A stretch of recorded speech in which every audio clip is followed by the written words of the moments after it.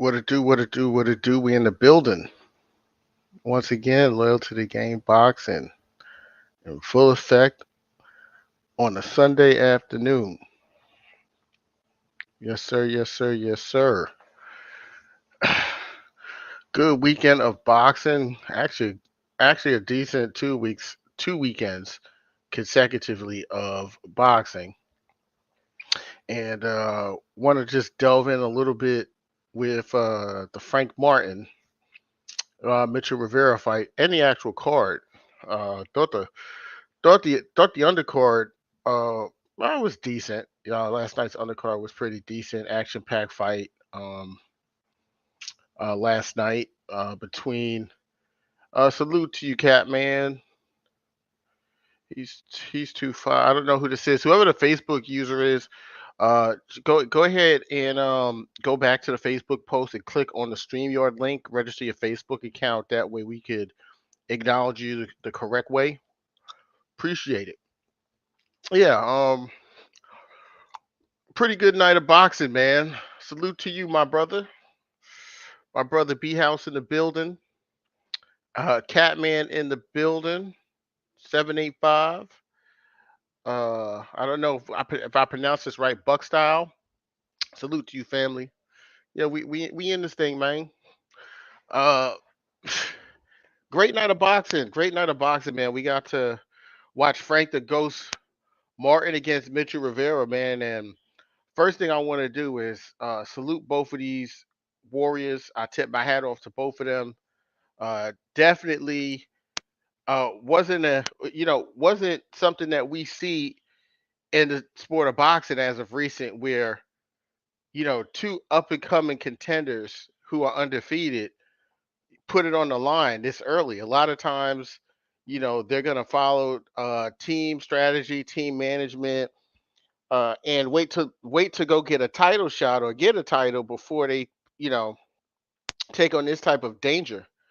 And man, I tell you, I gotta tip my hat off to both of these warriors. They put it all on the line last night, and it looks like the best man won.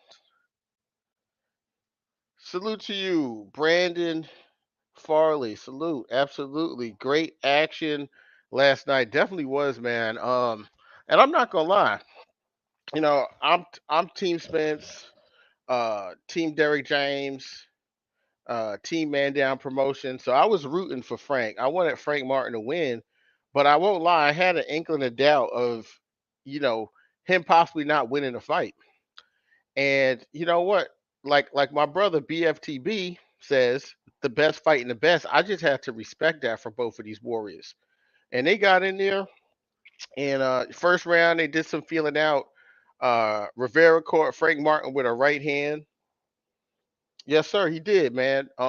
Rivera caught Martin with a right hand.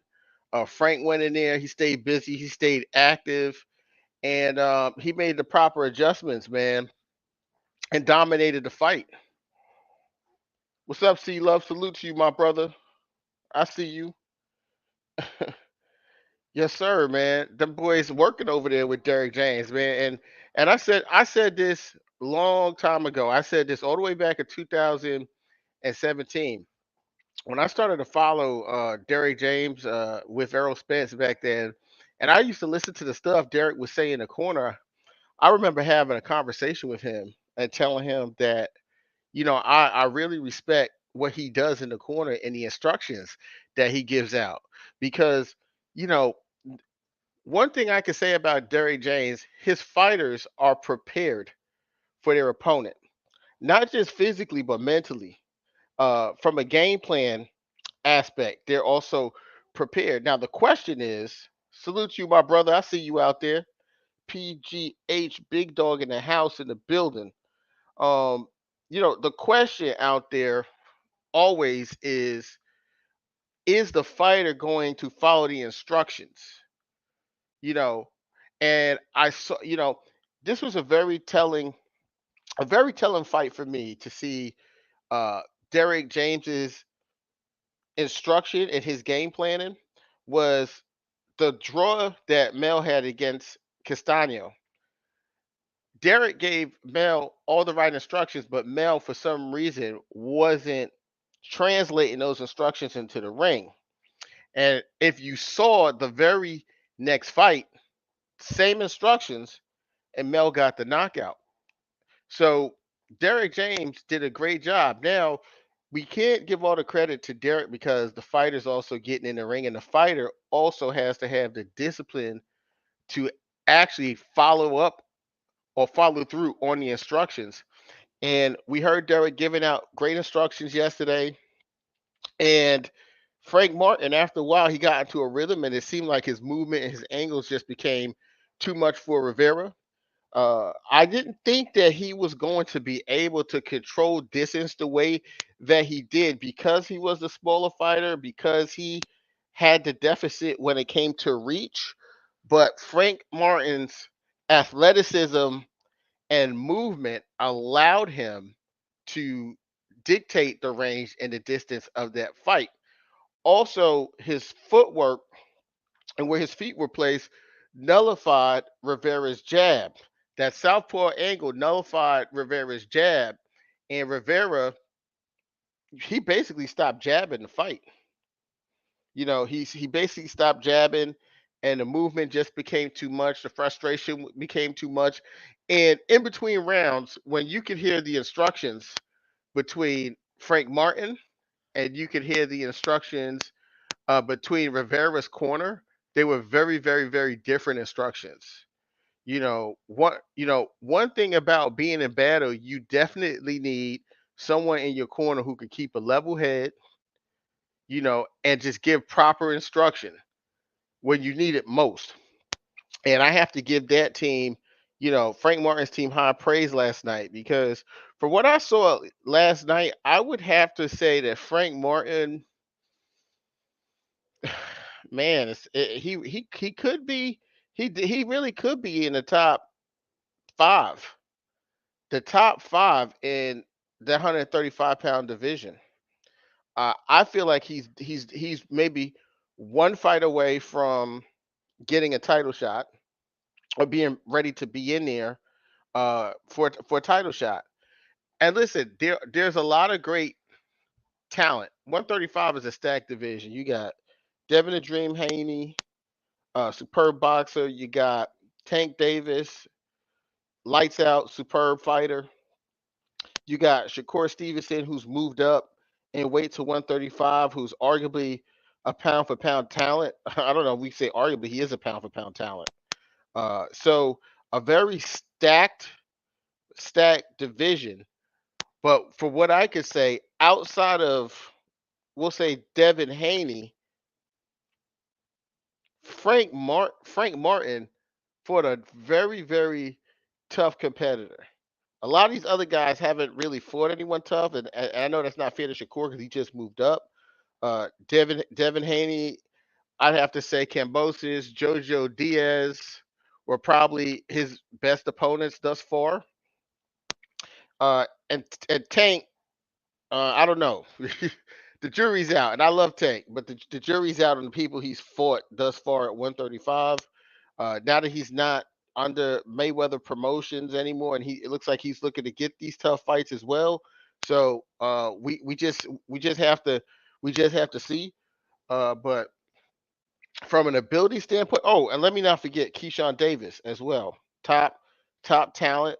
But I just think, just very young in his career at this point, and hasn't, he's being built, and that's what you're supposed to do with fighters. We know Top Rank is good at, building fighters, getting them the right matchups, and building them.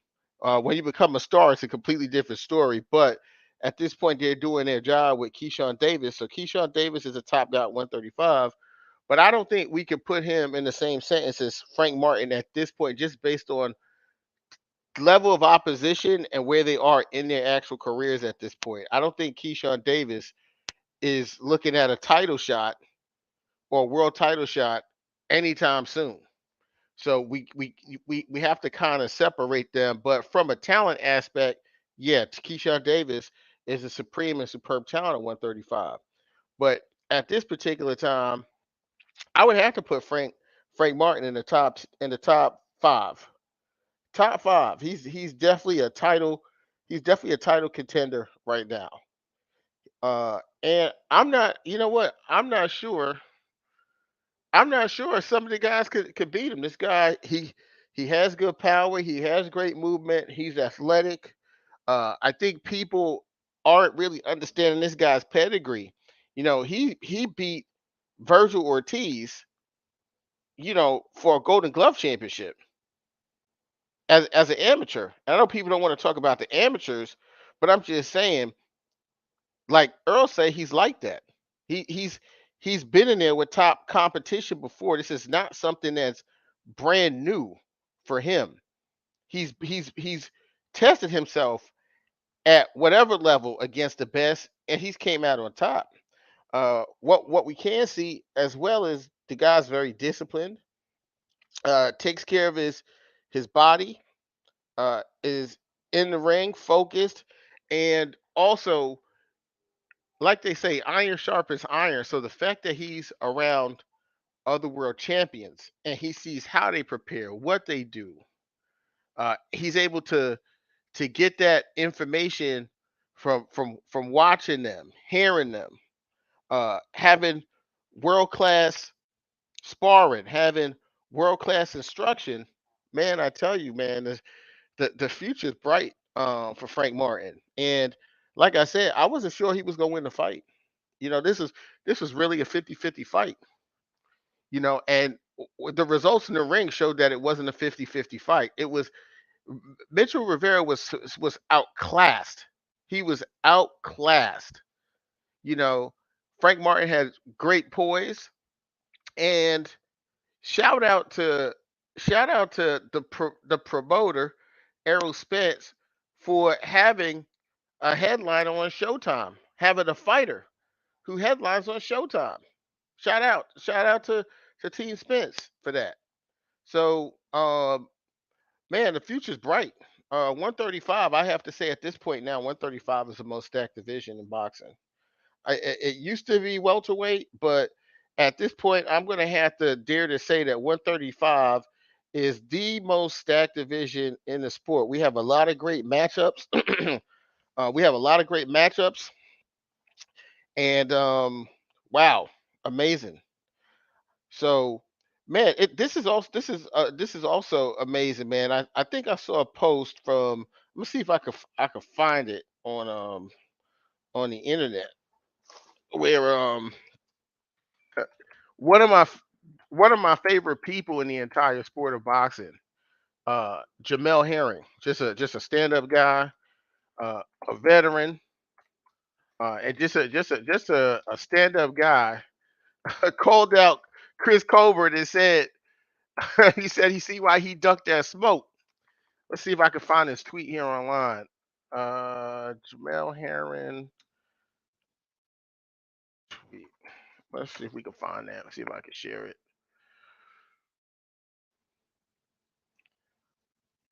But he said he understands why Chris Colbert ducked the smoke.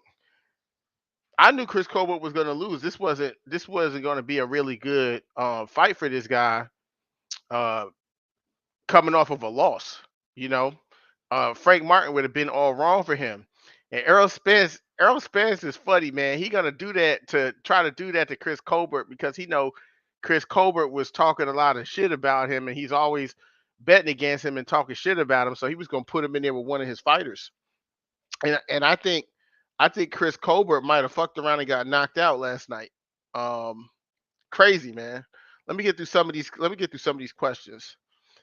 Frank definitely upped his game with the level of because he was fighting because his previous fight he looked okay, but he definitely looked way better versus better opponent in Rivera. Yeah, um, I gotta agree with you on that, Cat man. Earl said that this was like one of those camps where he got an Airbnb and he got a nutritionist and he took it serious. He was dedicated to the fight. He was focused and it showed. It showed. Salute to him. Brandon Farley says Derrick James gives clear uncomfortable truths in his corner and brings out the best. That's 100% correct. He sure does. Yep. Yep. He sure does. Derrick James definitely the best trainer in boxing, but training Mel Charlo got to be a headache. His other fighters seem to always listen. I mean, I see where you're going. I see where you're going there. I don't know if I would call it a headache, but it could be challenging at times when you're giving instruction and someone's not listening to your instruction. But it's a learning experience for everybody. And the great thing was, that's Mel's challenge because if you guys can remember when Mel fought Rosario, the biggest thing that he gave himself credit for in stopping Rosario was that he listened to his corner. So I think that's just Mel's Achilles heel is sometimes he might just be a little bit more reactive in the ring and not be as mentally focused. And we know that in the sport of boxing, the mental part is everything, so um yeah, Mel is he made the proper adjustments and he listened to become undisputed. So, every night fighters can't be perfect, but the best thing you could do in life sometimes is, when you fall, it all depends on how you rebound. And Mel rebound pretty well in his next fight. All right. And Buckstyle says, and Derek can demonstrate what he wants. Yes, Derek is a teacher. So it helps out quite a bit, when you could actually go in there and demonstrate and not just say do this, but you can go in there, do it, show someone how to do it, and teach them how to do it. And yeah, I have to agree 100% with that. Salute to my brother Nando Dixon in the building. Buckstyle says, "What's going on with Frank and Pitbull?" Hey, good fight.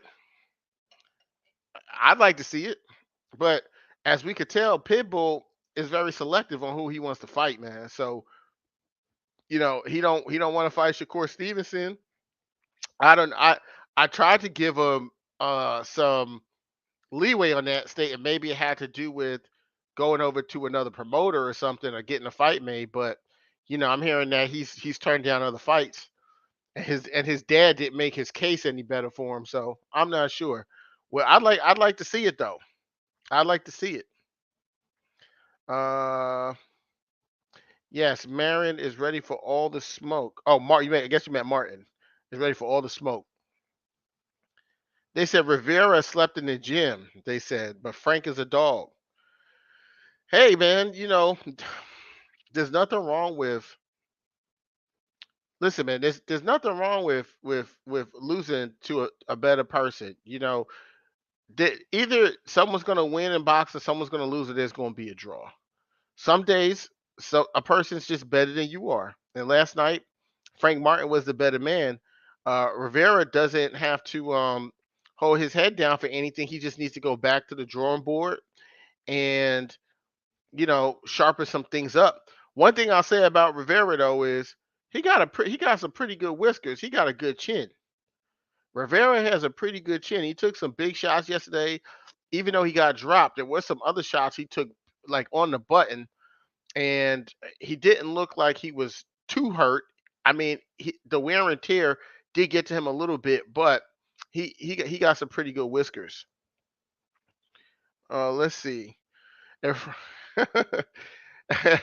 I'll agree with you on that one, brother. I agree with you. Yeah, yeah. I mean, Frank has above average movement, above average foot speed and angles. He was turning Rivera a lot, and yeah, I'd have to agree with you. You could have called him the Matrix last night, definitely. Donald says Frank would beat Pitbull easy. It's possible. Pitbull's not an easy out for anybody.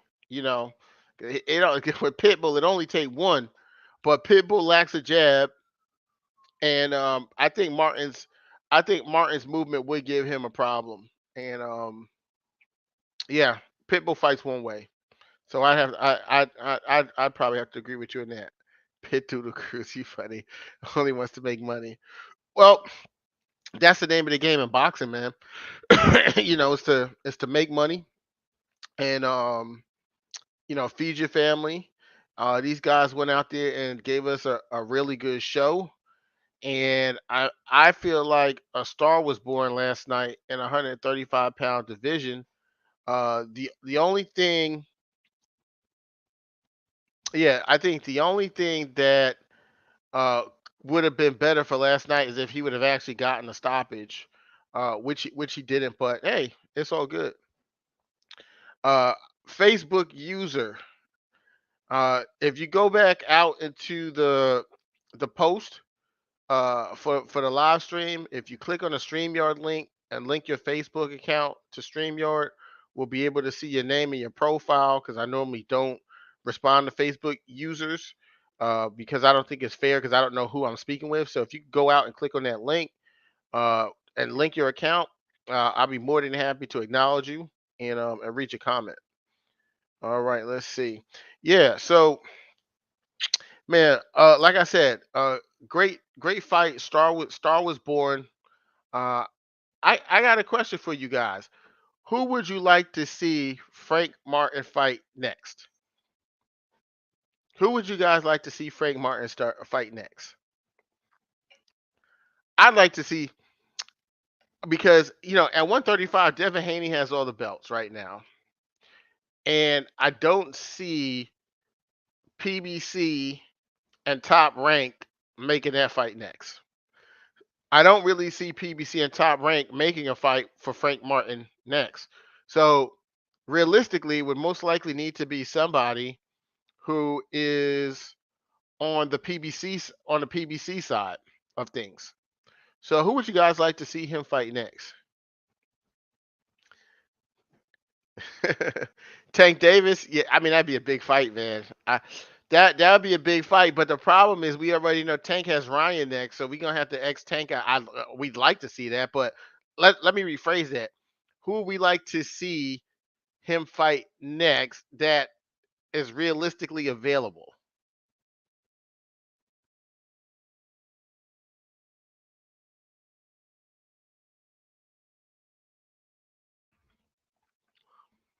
I would like to see Frank Martin.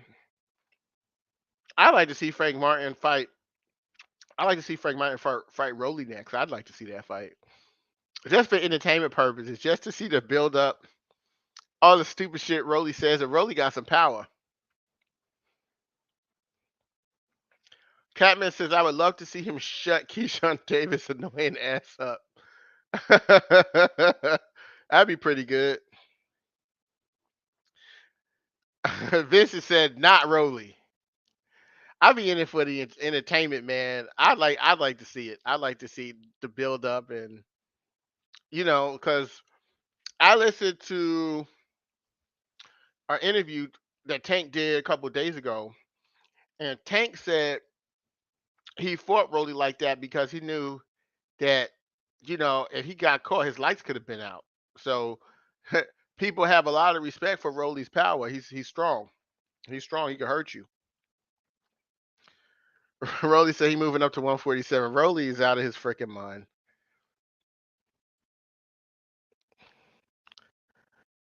Lanarez. Oh, let me look this guy up. Let's see.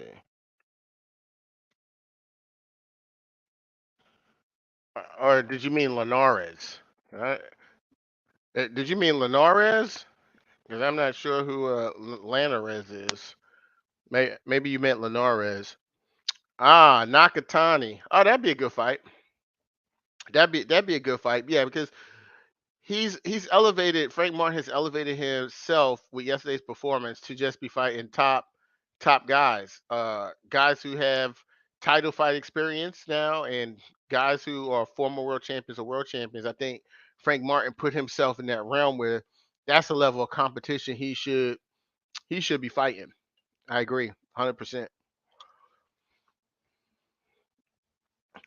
I wish I wish Teofimo Lopez was still at 135. I would have loved to see that. I think Lopez needs to move back down to one. He needs to move back down to 135 because he don't look too great to me at 140 at all. At all. I think he might need to be a little different, a little bit more disciplined and make weight. Yeah, you said Earl make sure Frank was spark Rolly.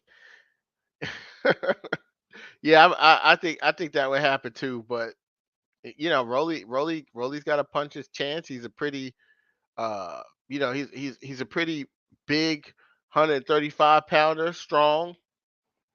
Uh, one fight could change things around. Uh, but and he's awkward. So we'd have to see. My brother says T.O. is food at 140. Yeah, he is. Yeah, he is. He is. He needs to come back down to 135. 140 is not not right for him. I can see him seriously getting hurt. I think a couple people will hurt Teofimo Lopez. I would like to see Teofimo Lopez fight Gary Anton Russell. That's the fight I'd like to see. You know, uh, I think that'd be a good fight. I pay to see that fight. Sure would. So I got a question for you guys. I saw a post yesterday on I'm gonna go ahead and share it with you guys. Let me see something. Let me do my share screen real quick. I saw this post yesterday on Twitter. Oh, hold on a second. I gotta get my stuff together here on the tech side. Hold on just a second.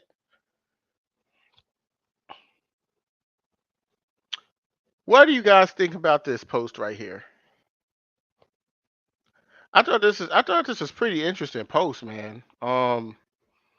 Bomac says, "Let's go Rivera. I'm pulling for you." Now, I'm not saying that a person can't root for whoever they want to root for, but I think it's kind of odd to see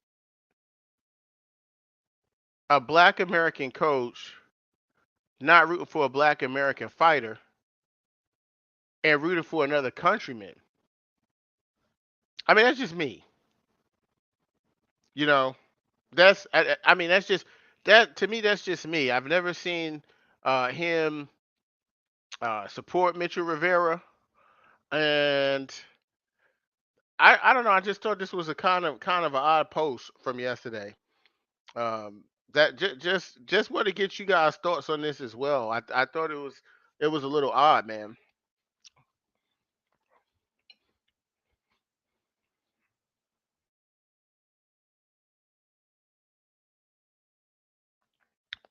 You know, I feel like I feel just because the brother is associated with Errol Spence, um, it doesn't mean you can't root for him. You know, especially when you're coaching a fighter like Keyshawn Davis, who they could wind up making a big fight together sometime in the future at 135.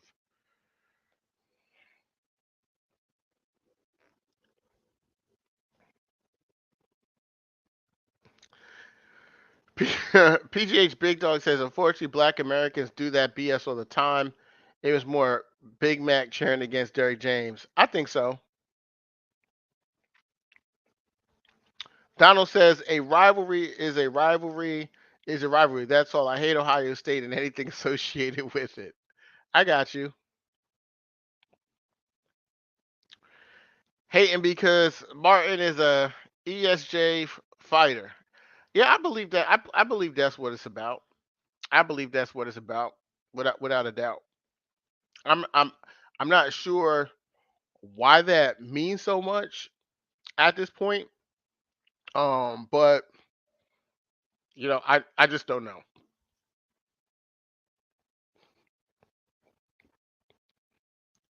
Oxtail in the building. Salute to you, King. How you been? Where you been, brother?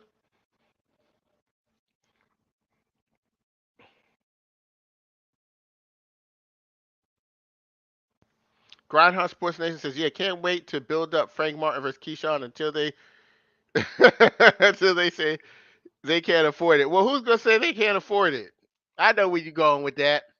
I know where you're going with that, good brother. Well, speaking of can't afford stuff, I don't know, man. I got a lot of heat for this yesterday. I put it on Facebook because I like to be a shock jock. I can't lie. I like to sometimes just say things to get a rile out of people. But on some real G shit, I got a phone call from somebody who's in the business who reports on boxing, who speaks to executives all the time, and I was told that I was told that BLK Prime hasn't paid certain fighters from that card last weekend. Checks haven't cleared. This is what I was told. People were saying, "Oh, you just posted fake propaganda and stuff." But you know, the truth is, a lot of people, and we had spoke about this on my channel a while back, that the promoter for the event, the promoter that was going to be representing Terrence Crawford in this fight, was like Next Gen Bash, I believe it's Bash Boxing, and they pulled out of the event 1 week before the fight. Now, what's really telling about the timeline of them pulling out of the fight previously 1 week is that if most people know about the sport of boxing, the promoters the promoters have to give the checks to the state commission and the week leading up to the fight. Again, the promoters have to give the purses and the checks for the fighters to the state commission leading up to the fight. And if Bash Boxing Promotions would have given those checks to the state commission, then they would have been responsible for paying the fighters out of their own pocket, because it's the promoter's job to get the money from who's ever sponsoring the fight and who's ever financing the fight. They get the money from those people and then they pay the fighters. That's why promoters can give a fighter a guarantee, because once they get the funds, they dispense the funds the way they see fit. And Bash Boxing had pulled out. That doesn't seem weird to anybody that the promoter for the event pulled out the same week they were supposed to give the checks to the state commission. Now, if you guys can remember, people were searching to find when the Avanesian and Crawford fight, or Crawford and Avanesian fight, was going to be registered with the state commission of Nevada, and people couldn't find a record of it for a long time. So, man, I mean, pretty crazy, man. Some pretty crazy stuff had went on with that. And I'm hearing that people haven't been able to cash checks. I'm not saying Terrence Crawford. I'm not saying Terrence Crawford. Terrence Crawford got money up front. I'm talking about the other fighters. I'm talking about the other fighters who weren't guaranteed money up front. We know how this game of boxing is. So, oh, well, look at this. Wow, you heard the same thing. And, hmm. Oh, okay. Because I was told I'm just spreading, propaganda and narratives and rumors and yep. Yeah, you said the fighters that didn't get paid need to come out and say so. Otherwise, it's all speculation. This is true. This is true. Uh, I was told, fighters were told that checks this Monday should clear, and people were waiting for tomorrow for these checks to clear before anything was going to be said. And I don't think anything is funny about this. So let me get that out the way before people think that, I just feel like, I just want to see everything fail, and I wanted fighters not to get paid. I do not think that it is funny at all for fighters to go out there and risk their lives and not get paid. There's nothing funny about that at all. But like people say, all money ain't good money. It ain't. Oxtail says, unfortunately, this event lowered negotiating power for the undercard participants as well. Yeah, I mean, it's tough. I think, with the undercard participants, though, I don't think it's going to really affect them that much because none of the people on the undercard are really fighting on a huge stage where it's, big millions and millions of dollars for fights. I will give, from what I heard, because I'm not going to say something that I didn't witness, but from what I've heard, the production of the fight was really good. And I wouldn't doubt that because BLK's platform is known for like making and streaming movies and stuff. So, I don't believe that they were going to have any poor production when it came to that. But the question is, and a lot of us asked these questions earlier. Yeah, I just posted that, AJ. I just posted that. Um, a lot of a lot of people would talk about this leading up to that fight was how does a company that's worth 500 million on paper pay somebody $10 million and pays for a rest of the card? I mean, some of that stuff to me doesn't really add up. We saw a lot of the tickets on Groupon, a lot of tickets on OfferUp. So we know that the tickets didn't sell out to the public immediately. It looked like people, brokers and stuff, bought the tickets and tried to make some money off of those tickets. And then if we take a look at the numbers of what's being reported, and let's just look at the high side of stuff with the numbers that were reported. I'm gonna go here real quick and pull up some math. So let's just say there was 15,000. Say there was 15,000 people who paid $39.99 for this fight.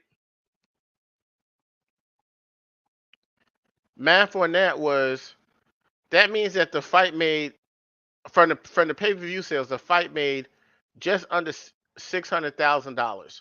So 599, 850 is what the fight would have made if they sold 15,000 pay-per-views at $39.99. You have ticket sales now. We saw for Avanesian and Bud, and let's just say they said they had about 18,000 people there. So if we look at the 18,000 people, and let's just say, because I saw tickets for $40 there too, tickets for low prices on Groupon. But let's just say the average price of a ticket was $100. So, and this is just a number I'm making up.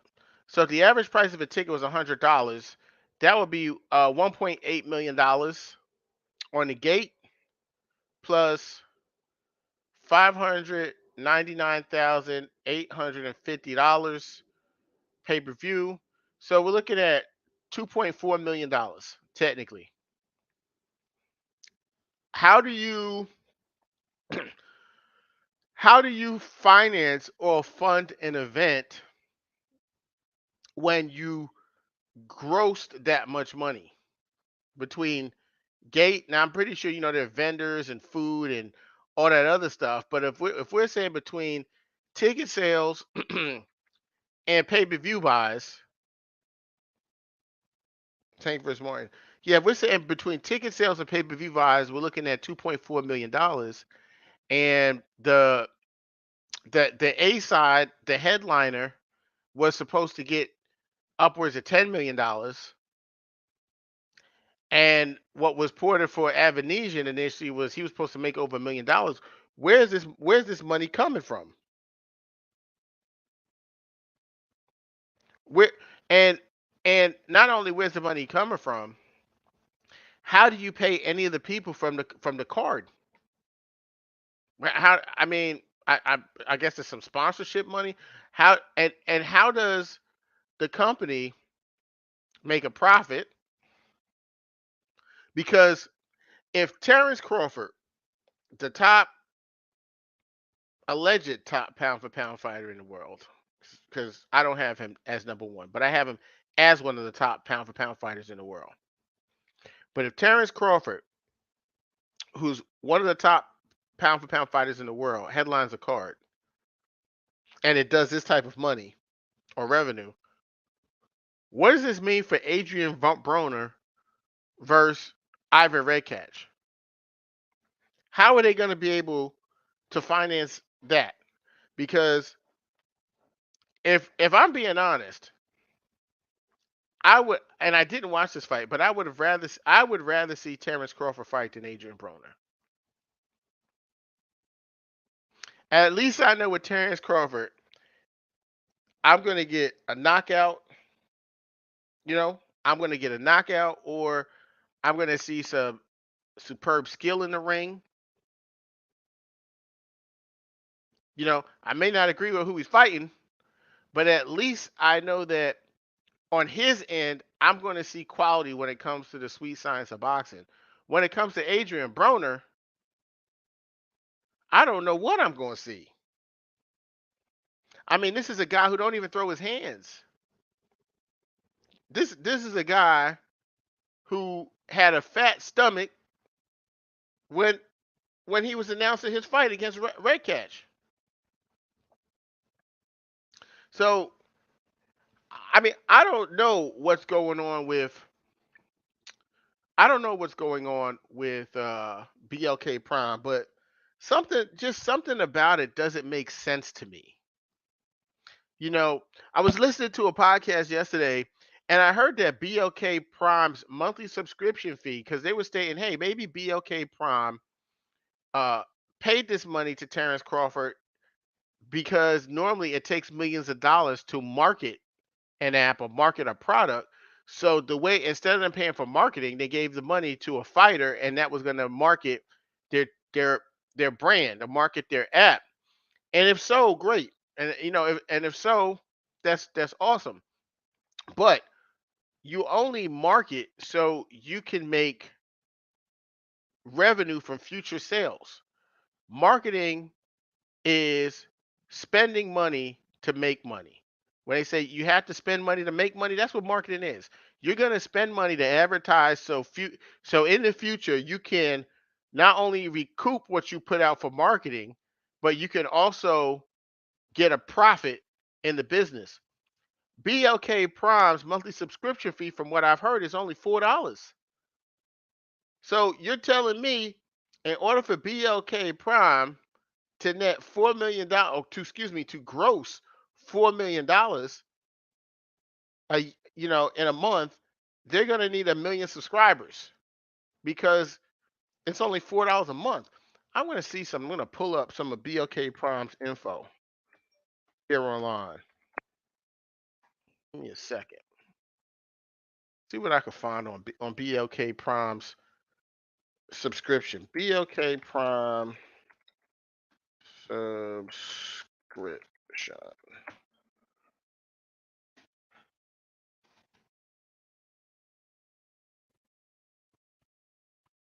So here we go, and I think I'm correct here. So we can see it right here. BLK Prime. Watch BLK Prime on your smartphone, tablet, laptop, streaming device, all for low fixed monthly fee of $3.99. No extra cost. Let's see. People also ask, how much is BLK Prime worth? How much does BLK Prime cost? We keep it simple. Watch BLK Prime for your smartphone, tablet, smart TV, laptop, or streaming device, all for one low fixed fee of $3.99 a month, no extra cost or contracts. So, my question is, How is BLK Prime making any money? I mean, it's just an honest question. Like, what is BLK like? How did this event being in the red help them in the future? I mean, if you're gonna hit a lick, you're gonna hit a lick. Hey, guys, I need one of you moderators to go ahead and block this spam site in here, man. I just saw this. Go ahead and handle that for me, please.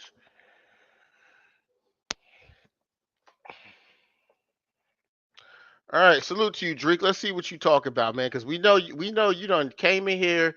You gonna protect T Crawford, BLK Prime, and anything associated with them at all costs.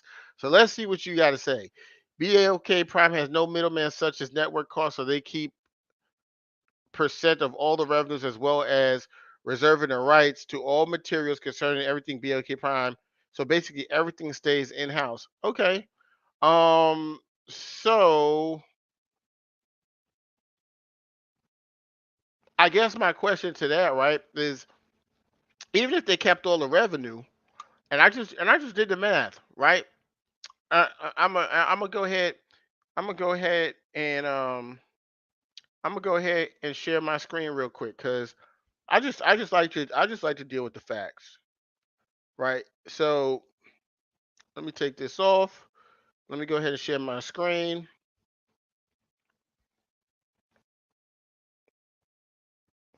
Right. So here's what I'm saying, Drico. So on the high end, we heard they sold 15,000 pay-per-views at 39.99, which comes out to 500. Let's just round up, right? We $150 away from 600,000. So let's just say they made $600,000 off the pay-per-view, right?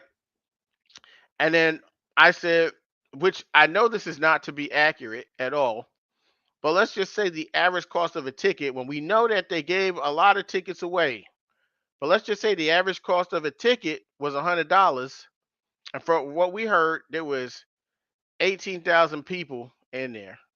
Oh, hold on, let me go back. So $100 times 18,000 is $1.8 million, and we'll give it $150. And let's just say plus 600K comes out to $2.4 million, right? So $2.4 million. So essentially, how do they pay for the card? How how there's one guy that's stating that he got $10 million.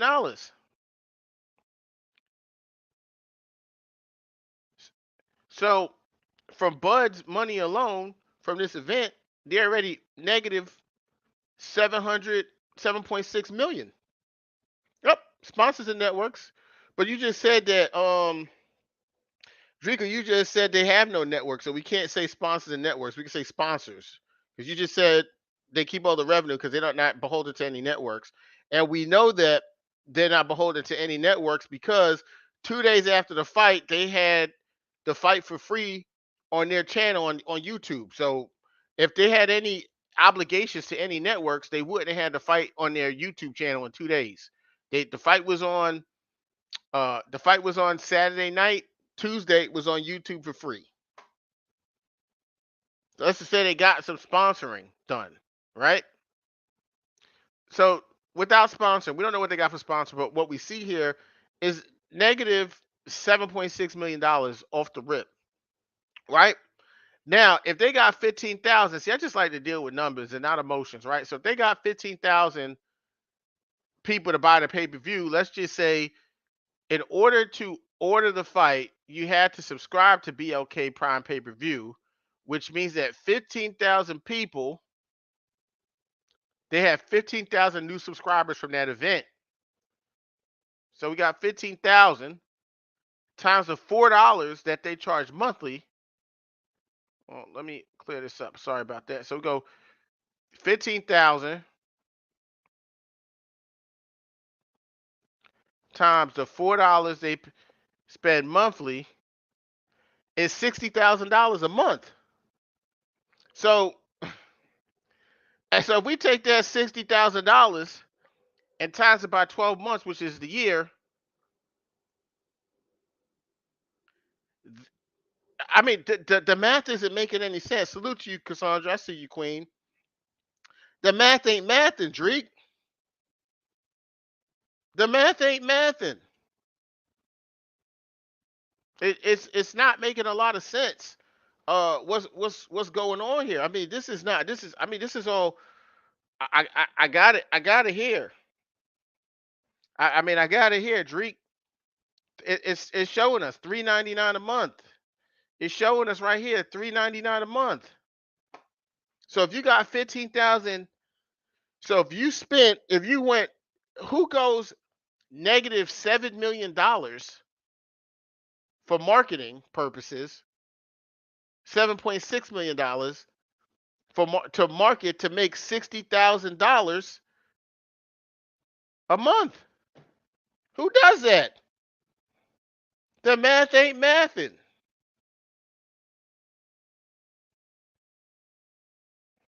I mean, I didn't make up numbers, and this ain't a trick calculator. Like I said, I didn't make up numbers.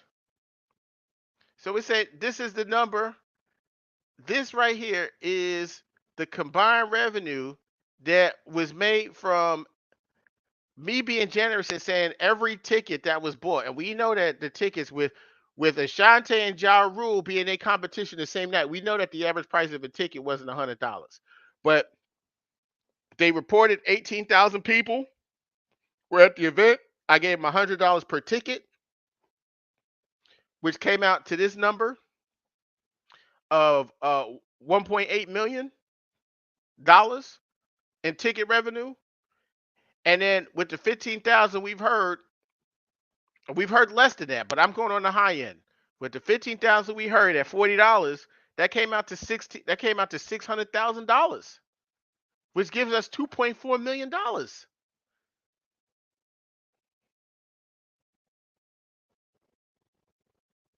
I'm just, I mean, it's just, and look, Drigo, I agree with you. I agree with you. I agree with you on this, right? I'm just saying that something doesn't sound right. Exactly. Exactly. Exactly. And the only reason, like, look, the only reason I'm saying this, yes, I saw that. There was less than $50 because I saw what the ticket prices, they were like $40 on Groupon. And I averaged, see, I was generous here. I said $100 average price per ticket at 18,000. So I was generous here. So $1.8 million gate. I mean, it just, something just seems off. That's just me. Now, I'm glad that you here, Drake. Matter of fact, I'm gonna go ahead. Let me go ahead and let me go ahead and I'm gonna go ahead and pin that in the chat. I'm gonna go ahead and put that. I'm gonna go ahead and put that in the chat, the link, and I'm gonna go ahead and pin it into the chat. So just give me a second, guys. All right, new pinned. There we go. Pin the message. All right. So now on YouTube, the link is now officially pinned in the chat. So if people want to join, feel free to click the link. But here's my issue with this, right?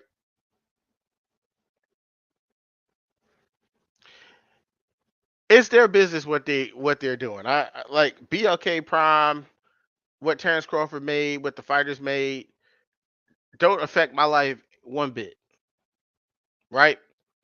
My thing is just hearing reports that certain people haven't got paid. And just as a human being, I would have a problem with that if fighters who risked their life didn't get paid and went in there and risked their life. That's that could get someone hurt. Like doing shady business like that. Number one.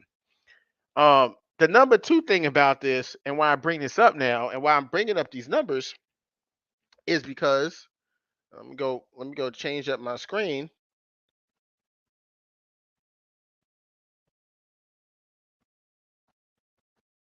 It's because of this. This is why I brought up the numbers, right?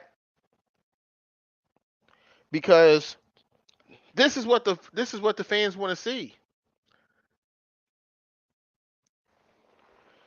To to walk away from getting whatever his percentage was, which let's just say it was 70-30. Let's just say it was 70-30. I want to see if let me see if there's a way I could split the screen. Hold on one second. I'm like, who's calling me? I can't answer. Let's just say there was a way to split. Let me see if I can find a way to split the screen up real quick. I might have to do this. I think I might have to do this a different way. But here's what I'm saying. This number severely puts this BLK event severely puts the Spence versus Crawford fight in jeopardy. Let me see if I can find a bet. Let me see if I can find me a better picture here. Let's go with that. These numbers here put this fight in a lot of jeopardy, and the reason being, you guys out of control. Yeah, the reason being that it puts this fight in a lot of jeopardy is because it is. Because, like you said, Drico, yesterday's price is not today's price. And look, you could go run off and do your little one off. Let me see, I got you up here. Papa Ox, Hey, what's up with it, man? man, it's been a minute. It's been a lovely minute, ain't it? Man, how you doing? Hey, I've been doing good, brother, man. Just working, keeping it in motion, man. I came across your channel a few weeks ago. I was like, man, what happened to Loyal? I know they shut you down. They were trying to hate on you for a while, but you've been on my mind. A lot of stuff that you said is stuck in my mind. So I gotta find my guy, man. I was happy to find you. So I'm back, man. I've been catching up on all the previous episodes, and I you appreciate know, that. always been a supporter for sure. Appreciate that, my brother. For Look sure. like look like I got the king of pop in the building. It's Drico. That's Drico. Okay. Hold on. Let me let me go ahead and see if I can get my brother's faces up here on the screen real quick. All right, here we go, Drico. I had the banner over your Hey, face. What's popping? what's poppin', son? Peace I'm to the chilling, panel, man. peace to the chat. I'm chilling, Pe- man. So here's my question, Drake. Does this fight with BLK Prime make the Terrence Crawford and Errol Spence fight harder for us to get and harder for it to be negotiated? I think it's two ways to look at it, Loyal. I think this fight right here with Terrence Crawford was a showcase fight. I think it was to promote him, to catapult him, to build him up to this Spence fight. Because as you know, Spence is a little more popular than him. So I think this fight right here was just to remind people who he was. We're gonna put on this glorified sparring match, and we're gonna make this happen. We're gonna build this fight. I think that's what it was. So my my question is, do you think they were successful at doing that, or do you think that Terrence Crawford is any more popular after this BLK Prime event, after selling 15,000 pay-per-views? Do you think those 15? You think these are a new 15,000 people who are now going to buy the Errol Spence fight, or do you think it was a waste of time? No, I think the 15,000. See, this is where it becomes tricky. I think the 15,000 people prior to this, TC been trending for 6 weeks. He been a trending topic for 6 weeks. So I think that those pay-per-view buyers from BLK Prime, I think those were new subscribers. I say probably 60 to 75% was new people because they wanted to see who this Chance Crawford was. We as the boxing consumer and we kind of in the in crowd and we didn't really wasn't too enthused about this fight right here. We knew what was going to happen, but it's just the fashion of which it happened in that really knocked me off my feet. I thought he was gonna stop the guy. I didn't know he was gonna put lights out. You know what I mean? But I think that those subscribers that did buy the fight were new subscribers because he's been a trending topic prior to this fight for 6 weeks, which bolsters my other comment I said previously that this will indeed popularize Terrence Crawford. It won't hurt him as far as a popular opinion. But as us as boxing fans, the real pugilists out here that really dissect this and break this down, yeah, we have a problem with it. But to the casuals, they don't have a problem with it. They just wanted to see who TC was. Okay, all right. So I'm gonna see. I like to use certain things factual so people don't say, hey, like, Kwame, you a hater, you a Spence diehard, you just making up shit. So I'm gonna look at his last fight. I gotta jump in this. Yeah, I know you. I know. Ox, you gonna get your turn. Just give me a I'm second. chomping at the Crawford. bit. There you I know go. you are. I know you are. So we'll go here. Crawford versus Porter pay per view buys. Okay. How many pay per view buys? How many pay per view buys for Crawford? And we see this is clearly Sean Porter right here, clearly, and we show that it says it garnered 135,000 buys. Now, you just stated that 60 to 70% of the so-called 15,000 people were people that were new to Terrence Crawford. So if we do 15,000, hold on a second. Let me do this over, right? So we do 15,000 times 0.15%. Wait, hold on a second. I did that wrong. My bad. All right, so 15,000 times 0.6%, because you said 60% are new people, right? Right. So technically, what you're stating is that 9,000 he got 9,000 new people, and his best pay per view was 135,000. So you're stating that what he did to now have the leverage of 144,000 people that are going to buy his pay per view. Do you think that this was actually worth it? I'm not talking about. Listen, if he made whatever money he made, if he made 8 figures, God bless him. I'm happy for him. The man has a beautiful family. It looks like he takes care of a lot of people.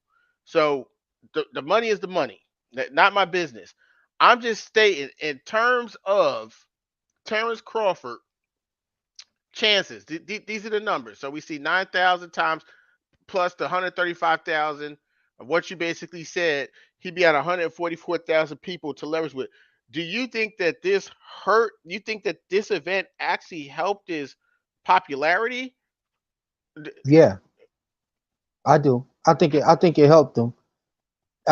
Because it's relevant now. And if when Earls fights, they're so close. See what people don't understand, their numbers are so close as far as the popularity poll go.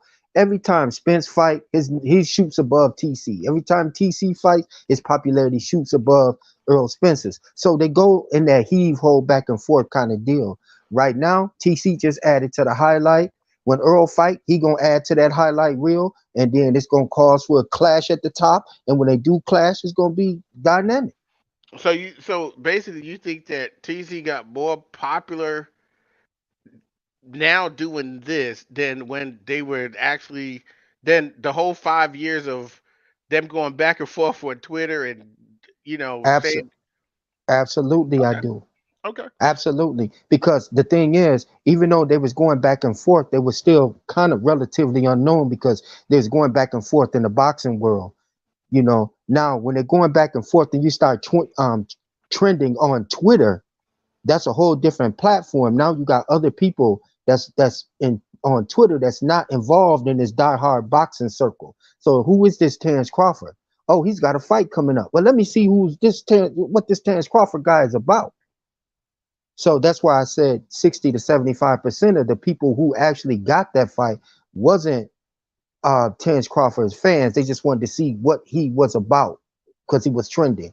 You see what this Terrence Crawford guy's about. Now the other 30 to 45% are, that did get it, that was diehard TC fans, then that's what it is. But I'm not even counting them.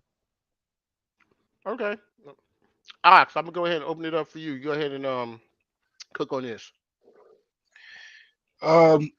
You know, I got a lot to say. We got a lot to catch up on, so I got to call you on the side too. I got to head out to back to my shop in a little bit, but I wanted to jump in and say this. This event was an abysmal failure. Uh, no disrespect to nobody on the panel, but it's speculation. There's no hard data that the people who bought the event were new spectators. There's no actual data to support that. And the main reason why I came and I've been following Loyal, for a while, is because he sticks to the data. He sticks to the data. Like he's gonna bring out the math. He's gonna reference actual uh actual discussion, footnotes. He's gonna pull out real data that speaks to whatever his narrative is. I'm not gonna sit up here and create a narrative for Bud out of sympathy. I'm not gonna speculate in I'm not going to speculate from a biased standpoint because I want it to sound better when it comes out my mouth when it comes to Bud. I'm not against Bud. What I am against is about pulling the wool over the fans' eyes. And this event was an abysmal failure. Everything from the gloves to the speculations about people not getting paid to the whole way Bud even went about going into this fight. There's no way that Bud made more money off this event than he would have made with Earl. And I say that because I've been to Terrence Crawford fights and I've also been to Errol Spence fights. Most recently, I was at the Errol Spence Ugas fight.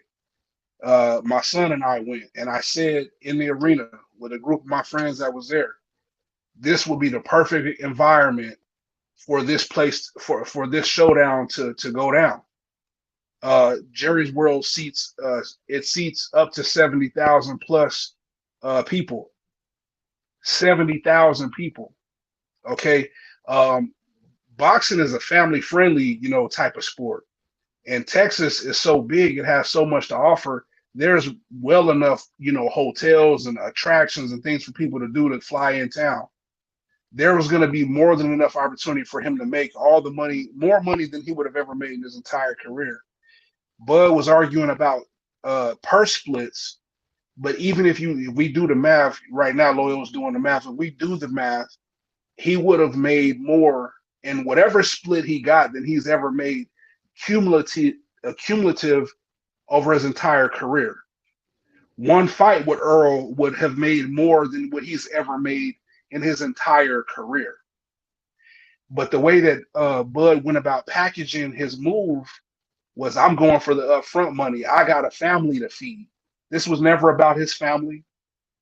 This was never even really about him going out on his own on business. This was about Bud pulled out all the stops to self sabotage this event from going down. Bud tried to play reverse psychology. Bud tried to fake us out. Bud tried to pull the wool over our eyes, and it didn't work out. And it didn't work out. The math is not adding up, and there's still more details. We probably won't know we probably won't know all the details for another month or a few more months to come. But when those numbers come out, they're going to be laughable. They're going to be laughable. I put it in the private chat. Somebody just go on YouTube and look up how many subscribers does Blue Blood have. And I'm not going to sit here and say that 90% of Blue Blood's fans are Bud Crawford fans, but we could kind of use his platform as a reference point due to how hard he was pushing the Bud fight directly. He has a lot of people who are in favor of Bud. They're diehard Bud fans. He speaks to the Bud audience. So let's just say just half of his subscribers paid $40 for that fight. The math still doesn't add up. The truth of the matter is, Bud doesn't really have fans like that. He has spectators, but he doesn't have fans like that. You know, he doesn't have everything that we could say about Bud's numbers are speculatory. He has spectators, and all we could do is speculate as to how much he actually gained from this. Now, I said I'm not going to knock any man who feeds their family, but I look at it like this. You're supposed to go for the big fish. You talked all this shit. And when it came down to it, you pulled out stop after stop after stop after stop to ensure that it never went down. And a simple analogy that I used, several weeks ago on another platform, if a bum comes up to me, not calling Bud a bum, but if a bum comes up to me and they ask me for some change, right? They're asking me for some change. They're coming to me for that payday. How would you feel if a bum came up to you and they asked you, hey, can I get $1? And before you put $1 out of your pocket, they then say, well, can I check your account first? I need some clarity. Before you pull that $1 out, can you meet me halfway in the middle of the street? As a matter of fact, can you come on my side of the street to give me that $1? When you start pulling out all the, Earl satisfied every concession that Bud put out there, from the purse split to the location of the fight.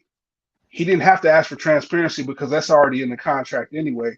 But then Bud wanted to strategically have the final say so of all the expenses for the fight, which would have indirectly made him in control of the entire promotion. So if they're going to spend $1,500 on, we'll just throw a number out there, $1,500 on marketing material. If he says, no, I want to spend $1,300 because I want to keep the other $200, or we can split the $200, he could do those things. Bud wanted the opportunity to control the fight by the pen.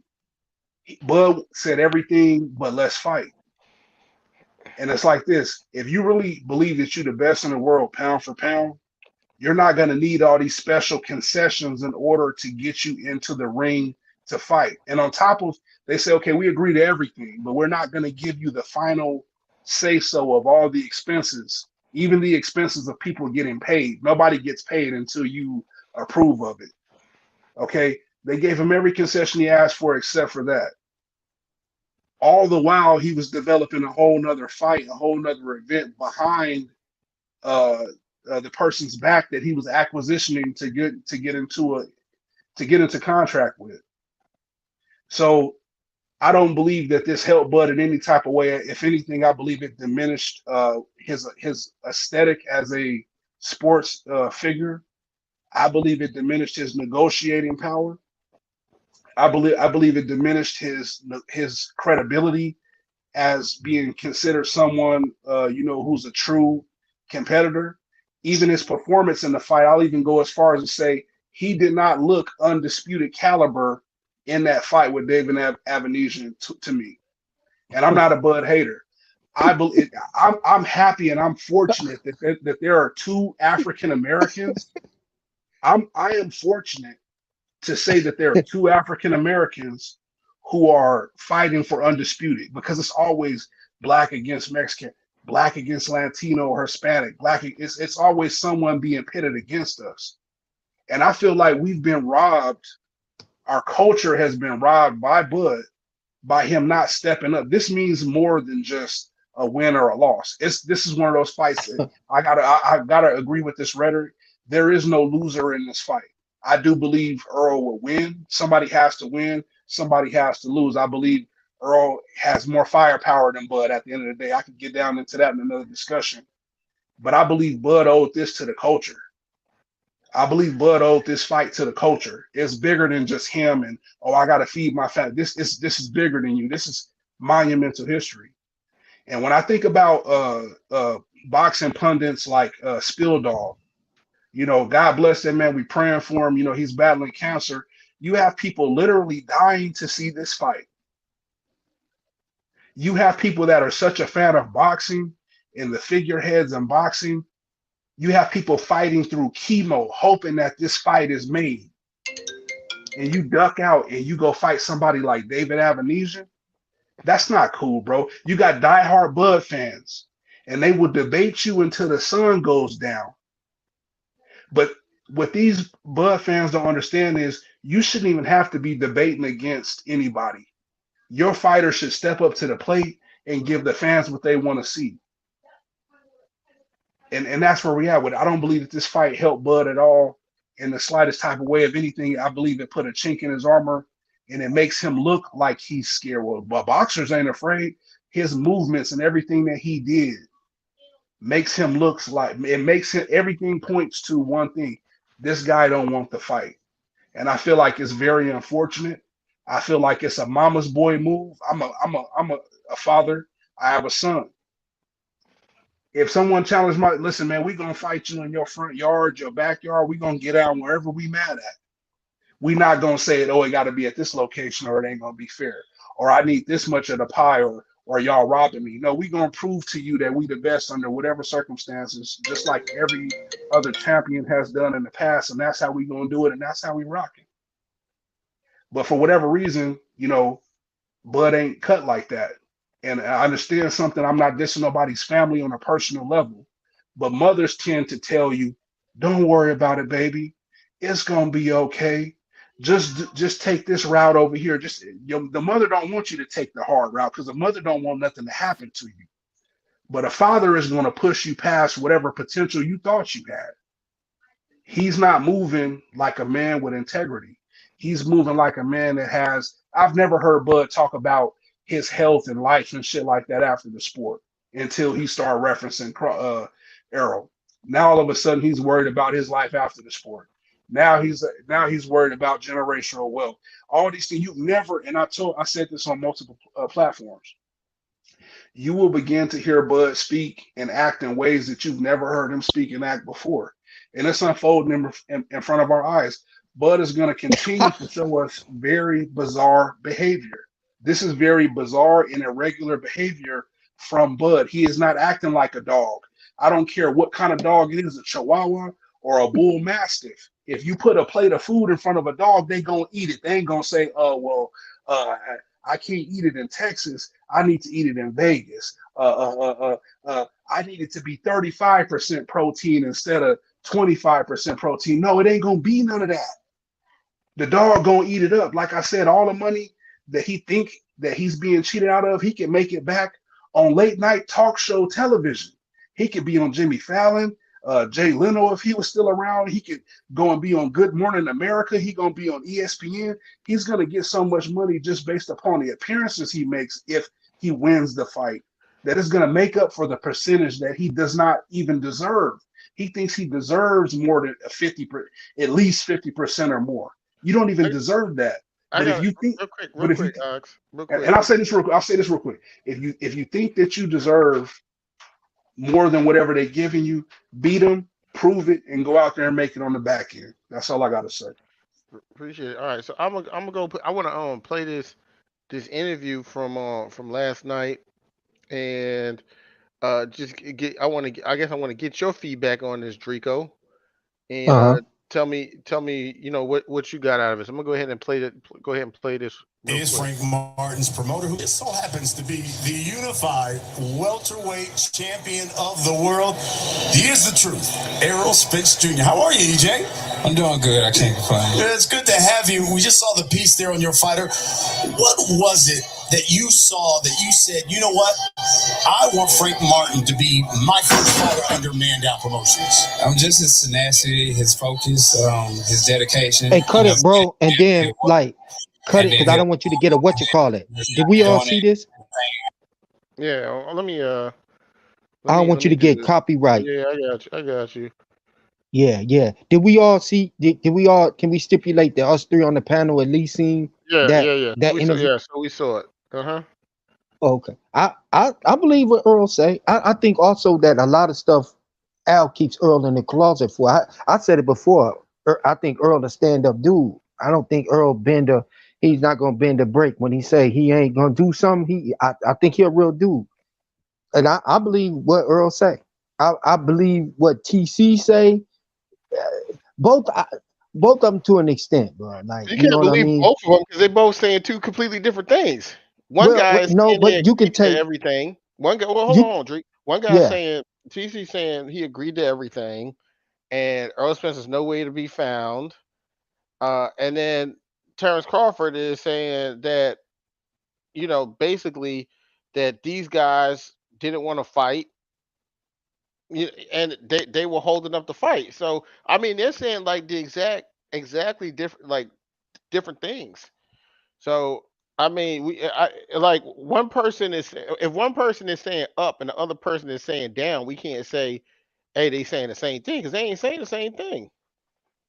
well, they stipulated on certain things. So either we're gonna keep everything that one of them says, or we're gonna throw it all out. So my thing is this: I'm gonna keep some of which Earl stipulated that TC said, and I'm gonna keep what TC said, some of the stuff that Earl said.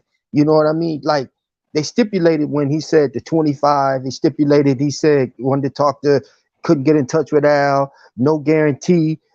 I stipulate that. So we can't just throw everything away. But the thing is, if we can't come to some consensus to what either one of them is saying, we can't put the weight on one without putting it on the other. My thing is throw it all away and just start at our common sense. I mean, we smart enough as us three up here, the boxing knowledgeable enough to say and use our own, come to our own consensus about what's really going on with the data that we have that's coming in. I mean, come on, man. We know, each one of us up here know, we smart enough to say this fight was not gonna happen from July or June to November. A fight of this magnitude was not going to be put on to that. We smart enough to know that. At least I am. I'm speaking for myself. Well, My opinion is. but there was but people saw first of all, FanDuel, I believe it was, um, they were opening up betting for November 19th. We saw that the w- I forgot which venue it was in Vegas was getting ready to get booked for the fight in November 19th. But if people aren't agreeing to terms, right? That's what Because from what I saw, we didn't hear in these negotiations. Let's just keep it 100. In these exactly. negotiations, we didn't hear Errol Spence not one time open his mouth about anything, about terms, about anything. It seemed like he was ready to go. Like you said, that's his people. They had everything set up for him. So if anything was being just based off that logic right there, if anything was being delayed, it had to be from Crawford's side who wasn't okay with whatever terms they was receiving. So if they're not okay with the terms they're receiving, then of course you can't book a date, you know, if no one's agreeing to it. So all I'm saying is Terrence Crawford stated that he wasn't okay with things. Then he said he agreed to stuff. He came out his own mouth and said he agreed to everything, and Earl Spence was nowhere to be found. And then when he did his video, his live stream to address stuff on social media, he came out and stated that he said he agreed to certain things and they could have wrapped up the fight, but he wanted to meet with Al Heyman and Earl Spence in person, which is something that's never done in the history of any fight. Al Heyman told the man, in the history of boxing, no two fighters had sat together at the table and negotiated stuff, right? So it seems like things got delayed because Terrence Crawford wasn't okay with what was going on. And I'm not saying that he had to be okay with it or whatever, but we can't blame both of them when one person is ready and the other person got issues. we I definitely can't mean, blame one person, and I'm gonna tell you why. The concessions that Bud was requiring from Crawford, You mean Bud from Earl? Bud from Earl, the concessions that Bud was requesting from Earl, Bud himself would not oblige his B side. Facts. That's And true. if he would or he has, I rest my case, and what I I, will what I'll do you back off mean my by stance. oblige the B side, Ox? When you Meaning, say meaning that Terrence bow Crawford was down, in. they No, kiss no, his no, no, ass? no, Is that no, what y'all No, no, saying? no, no, no, no. no, No, no. you're What taking he's it to the extreme. You say I'm just right. saying this. Are you going to let the B side dictate to you where the location of the fight is going to be? Are you going to let No. a What are you going to let hold on, hold what on. Are you going to let Panhandler ask you for change and then also ask you to see what's inside your bank account? No, you're not. It's going to be take it or what leave it.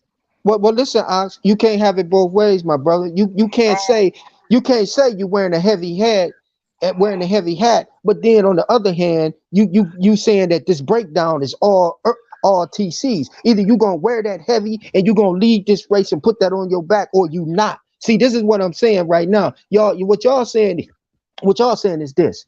Earl is the shot caller. He the A side. He does this. But then when negotiation fails, well, let's put that all on TC. You can't do That's the that thing. because That's it's the a thing, certain. brother. That's the thing, If brother. they, I don't if mean to he's wearing interrupt you. that hat, bro, I'm not going to talk over you, no. But just all peacefully, brother. yeah. All I'm going to say is this: you're not going to let the. This is the thing about the people like, oh, well, the A side and B side don't matter. You got to understand something. The A side is obtained through blood, sweat, and tears. So you don't owe the B side to honor any of their concessions. If you just feel like, and I feel like Earl was being generous and nice when he said, okay, we don't got to fight in Dallas. Okay, you don't want to take 25%, we'll give you 35%. He tried to ask for transparency. We can't give you transparency because it's already built into the contract through the Ali Act. Okay. Okay. He also wanted a rematch clause. I forgot that concession. Okay, so you're not going to let the B side, who did not endure the blood, sweat, and tears that you did to earn the A side, you're not going to just give up. You're not going to just give up ground on that just to make the fight happen, because that's not really how things work. Well, well, Because that's the thing. Floyd Mayweather didn't give up ground to Canelo. Canelo said, you know what? Whatever the terms are, I'm going to step up and fight. That's one of the only positive things I can say about Canelo. There's been a lot of B sides who stepped up and either they were successful or not successful in their venture of trying to, conquer the A side. But I don't all think Bud had to do was show up. All this I other don't. stuff that he wants to dictate, he rightfully was not in place to try to dictate them terms that he was trying to dictate. Well, I don't think that's the case, Ox. And I'm gonna tell you a reason why I don't think that's the case. And you go by data, correct? You go Yes, by I do, data, sir. correct? Okay, so then Yes, sir. if that was the case, then when he got offered that three fight And deal logic. And logic. for for $14 million, that's not him dictating. That's not TC dictating. When Tim what's my man got up there and said for Spence. PBC and said any offer that we was to offer TC would be a low ball. Well, he That's said it not would be TC well, he said it would be dic, insulting. He said yeah, he it'd said be we don't want to insulting. insult him, but see, it didn't. But no, but it is Terrence Crawford. But I don't want to go down that rabbit hole. But Right, I'm going to just address it. But that is right. Terrence Crawford because the reason that was What? said. Hold on, Drake. The Oh, reason that go was ahead. said. The reason that was said was because the data and the numbers that Terrence Crawford has showed from his pay-per-view buys dictates a low guarantee. It doesn't like, if look, Drico, That's right. if you have I a agree with y'all. right. But we can't just say, well, Earl dictate this and Earl dictate that, and but it's TC fault, blah blah blah. We can't give him the praise for the positive. If he in the fight, that's why I said before, either we're gonna believe one or the other or trash them both. It can't be nothing else. So if it's a lie being told or a disagreement somewhere, we gotta trash them both. And that's where I'm at with this whole thing. We Well, I can't just give Earl the praise and give well TC the negative, well trash them both. I'm not trying to give anyone any praise. The topic of this if we just go back to the topic, was did Right. BLK Prime event hurt Terrence Crawford? In my opinion, I feel like it has. And the reason that I feel like it has is because he's now showing up to the dance. Salute, Keon. I see you in the building. Appreciate you, family. The reason Key. the reason why it has is because now his numbers are even lower. So now, see, here's the thing, Oh, Drake. you talking about a business point, or are you talking about I'm just are well, I'm oh, talking the, in the general? the business has always been the problem on why we haven't got the fight, Right. So, but right? you're talking in general, right? Yeah, I'm Okay. talking about Yeah. both because first of all, it's like what Earl said. It's like also the way you go about something. It's like if you and I sat down and we was trying to hammer out a deal for Uh months, huh. Right. right?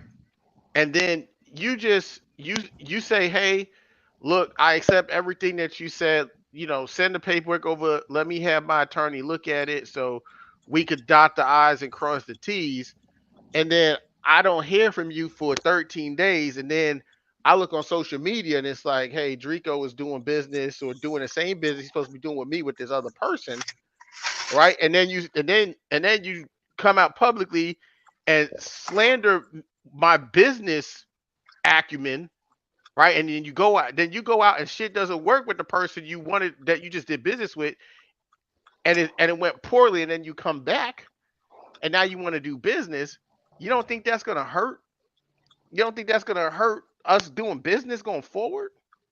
Well, you put it in a different way. Now, I'm gonna tell you my opinion about that is when he does come back, it's not what it shouldn't be what the managers want or agree. It should be these two boxers. These two boxers want to fight. Us as fans want to see this fight right here, and that's what I'm saying, man. Al butted in. Then you got Bob butting in on these two fighters, man. Let these two fighters. They're the only ones that got to get up here in this ring, and they got to fight it out.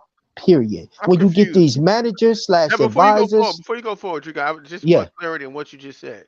You yeah. said Al butting in. What do you mean by that? Al and Bob in the beginning. This Oh, right okay. here wasn't even about these fighters. This was about Bob and Al and they little beef, what they had going on personally. Okay. Okay. You see what I'm saying? Yeah, I So just need then that clarity on that that. linked over into the fighters, and then we have this situation that we have right here today. We got the size of the street, and we got Bud versus this, and we got the Bud fans in the trenches, and we got the Spence fans in the trenches. I'm coming from a neutral as I can. Yes, I think Bud is going to beat Stop Earl in 9 rounds. I think that, but that doesn't taint my view of the facts that's laid out here. Just because I'm pro Bud in this fight right here, I'm EJ pro EJ in them fights that was before this. I used to be an EJ fan, and my brother Kwame can tell you that So we was so diehard EJ so fans. what? Okay, so you just said because you believe Bud's gonna win in 9 rounds, it doesn't make you ignorant to the facts. So what facts are you speaking about? It's the facts where who what like the coming out with who stalled the meetings, who stalled out But the that's like negotiations. you said though, right? The word you like to Yeah, use is subjective, right? Like yeah, all that's is yeah, subjective and opinionative because none of us were in the negotiations. yeah, The yeah. the only the facts that we know, we want to just stick to the facts. The facts that we Right. know is that they were negotiating. The facts that Well, I'm we talking about know, the numbers. I'm talking right, about the numbers when I right, say facts. Yeah, right. But I'm saying, but the facts that we know, because anyone could say anything, but we could just go by actions. The facts that we know is that Terrence Crawford stepped away from the negotiations to make a fight on BLK Prime. That, that's and well, that's his we business and that's his prerogative, right? we know that, but we don't know why he But done that. And see, that's the exactly, but question. but we but that doesn't mean anything to that shouldn't mean anything to the fans because when we don't know when him or Earl Spence get their wire transfers after they fight, that's not our business. All we Right, know is whether they got in the ring and fought or not. Those are the facts that the fans see. So the facts right. is that we know that Terrence Crawford left the negotiations to go from to BLK Prime. That's We a also fact. we know this to be a fact too that it came out from not just from the interview, it's reiterated in the interview yesterday with Errol Spence, but also when it came out that he stepped away without saying anything to anyone on the other side with Showtime and PBC that he was stepping away. He didn't deny that. So all I'm stating is that you don't believe that how he went about that is not gonna make it harder to make the fight going forward. No, man, it was already a barrier put up between Terrence Crawford and PBC. That was already established, man. That's from Bob, and like I said before, that's from Bob and Al, man. So Okay. But we yeah. passed So Bob and Al because yeah, Bob out the picture. So yeah. if you and I supposed to do business, and then I No, just step it off, won't hurt it. yeah, but I'm just saying if you and I supposed to do business, and I just step Yeah, off and leave you hanging. Like it's easy to say that because it's not you, but I want you to really think about the situation. yeah, If let's just say for instance, you and I were supposed to do business, and we absolutely. knew out of doing this business that we was gonna make a couple $1,000,000, and that was gonna be, let's say, within the next 2 months to 6 months. Who cares? 2 to 6 months, we was Right, gonna make a couple $1,000,000, right? And right, you're expecting that money. I'm expecting that money. Business is tough. We trying to hammer out a deal. And then you say, okay. I say, okay. You know what, Drico? I agree to everything you said. What you saying? right. And then I say, you know what, Drico? Send me the paperwork. Let my lawyer take a look at it, and then we let's get it on. You say, all right. Then you Yep, send me the paperwork, and then you don't hear from me for 2 weeks, and then right, out of nowhere you just hear, hey, Kwame is going to do the same thing that we just took months to get to an agreement to, and I'm gonna go do it with Ox now. But now that I did it with Ox, right, it flopped. It didn't do well. right, But now I want to come back to you and say, hey, you know what? And I said, you know what? The reason I went with Ox is because you know Drico didn't treat me right. Drico was trying to not do the business with me. Drico this and that. And then I come back and I say, hey, Drico, can I get the same deal from before? After I slandered you, after I went in, right, after you didn't make no money, because as you see, Earl don't even have no type of opponent. So it's right. like, would you would you would you say, okay, let's just pick up from where we went off at? But I came back and my worth is lower. No. And if you did, Well, you'd be a fool. yeah, I agree that it might be a conversation had like, hey man, like we locking this in and we doing this for nothing. But one thing I want to stress to everybody out here, the boxing fans and us on here, we're taking it more personal than the fighters actually are. You seen Earl, you heard Earl say repeatedly, like, oh well, Terrence want to go over there and make that money. Hey, that's on him because he understands that's the nature of the business. I can negotiate with you all day long, but until you get my name done on that dotted line, I'm free to entertain any other offers that come to me. And if I decide to take that offer, then that's the nature of the business. He, eh, It's not nothing personal, but Earl but said what you that. said, He yeah, said that that's though. what I'm But he saying. said, but the part you leaving out is he's just saying, he also said, but the way he went about it was wrong. Yeah, well, it's no wrong. It's either business or personal. So it's So not wrong. It might okay. you might feel like okay, personally, emotionally, that's wrong. I wouldn't have done that. But when you really break it down and really go by the business black and white, it's not. So then because you're saying business is black or white, then it wasn't wrong because you said that it was Exactly. wrong. Hold on. You said bliss is black and white, and it was not wrong in business, but you in the past Morally. on record stating that it was wrong for Terrence Crawford not to get a guarantee. So Yeah, it is. but it's That's not but business. whoa. But Okay. how can it be wrong if it's business? Uh, how can it be wrong if Be, it's business? because that's business. Okay, this is what we have. See, y'all and the PBC fans, I'm going to say y'all have bought into this business where Al has said, you believe in yourself? You want to bet on yourself?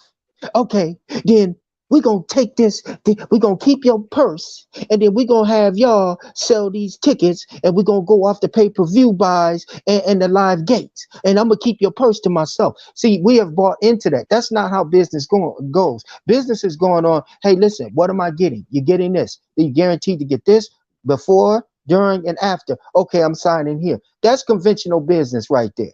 But That's a contractual what has agreement. but That's a isn't it? guarantee. Yeah, but Never hold in on, the hold on, history hold on. have this Business. has ever happened. A That's not. zero guarantee That's on the not. net. That's not true. That is, first of all, That's a when has first of Al all, that's not Heyman true. ever had a That's not fight true. without First a of all, that's guarantee, not. bro? First of all, that's not true because Eddie What's not Hearn. true?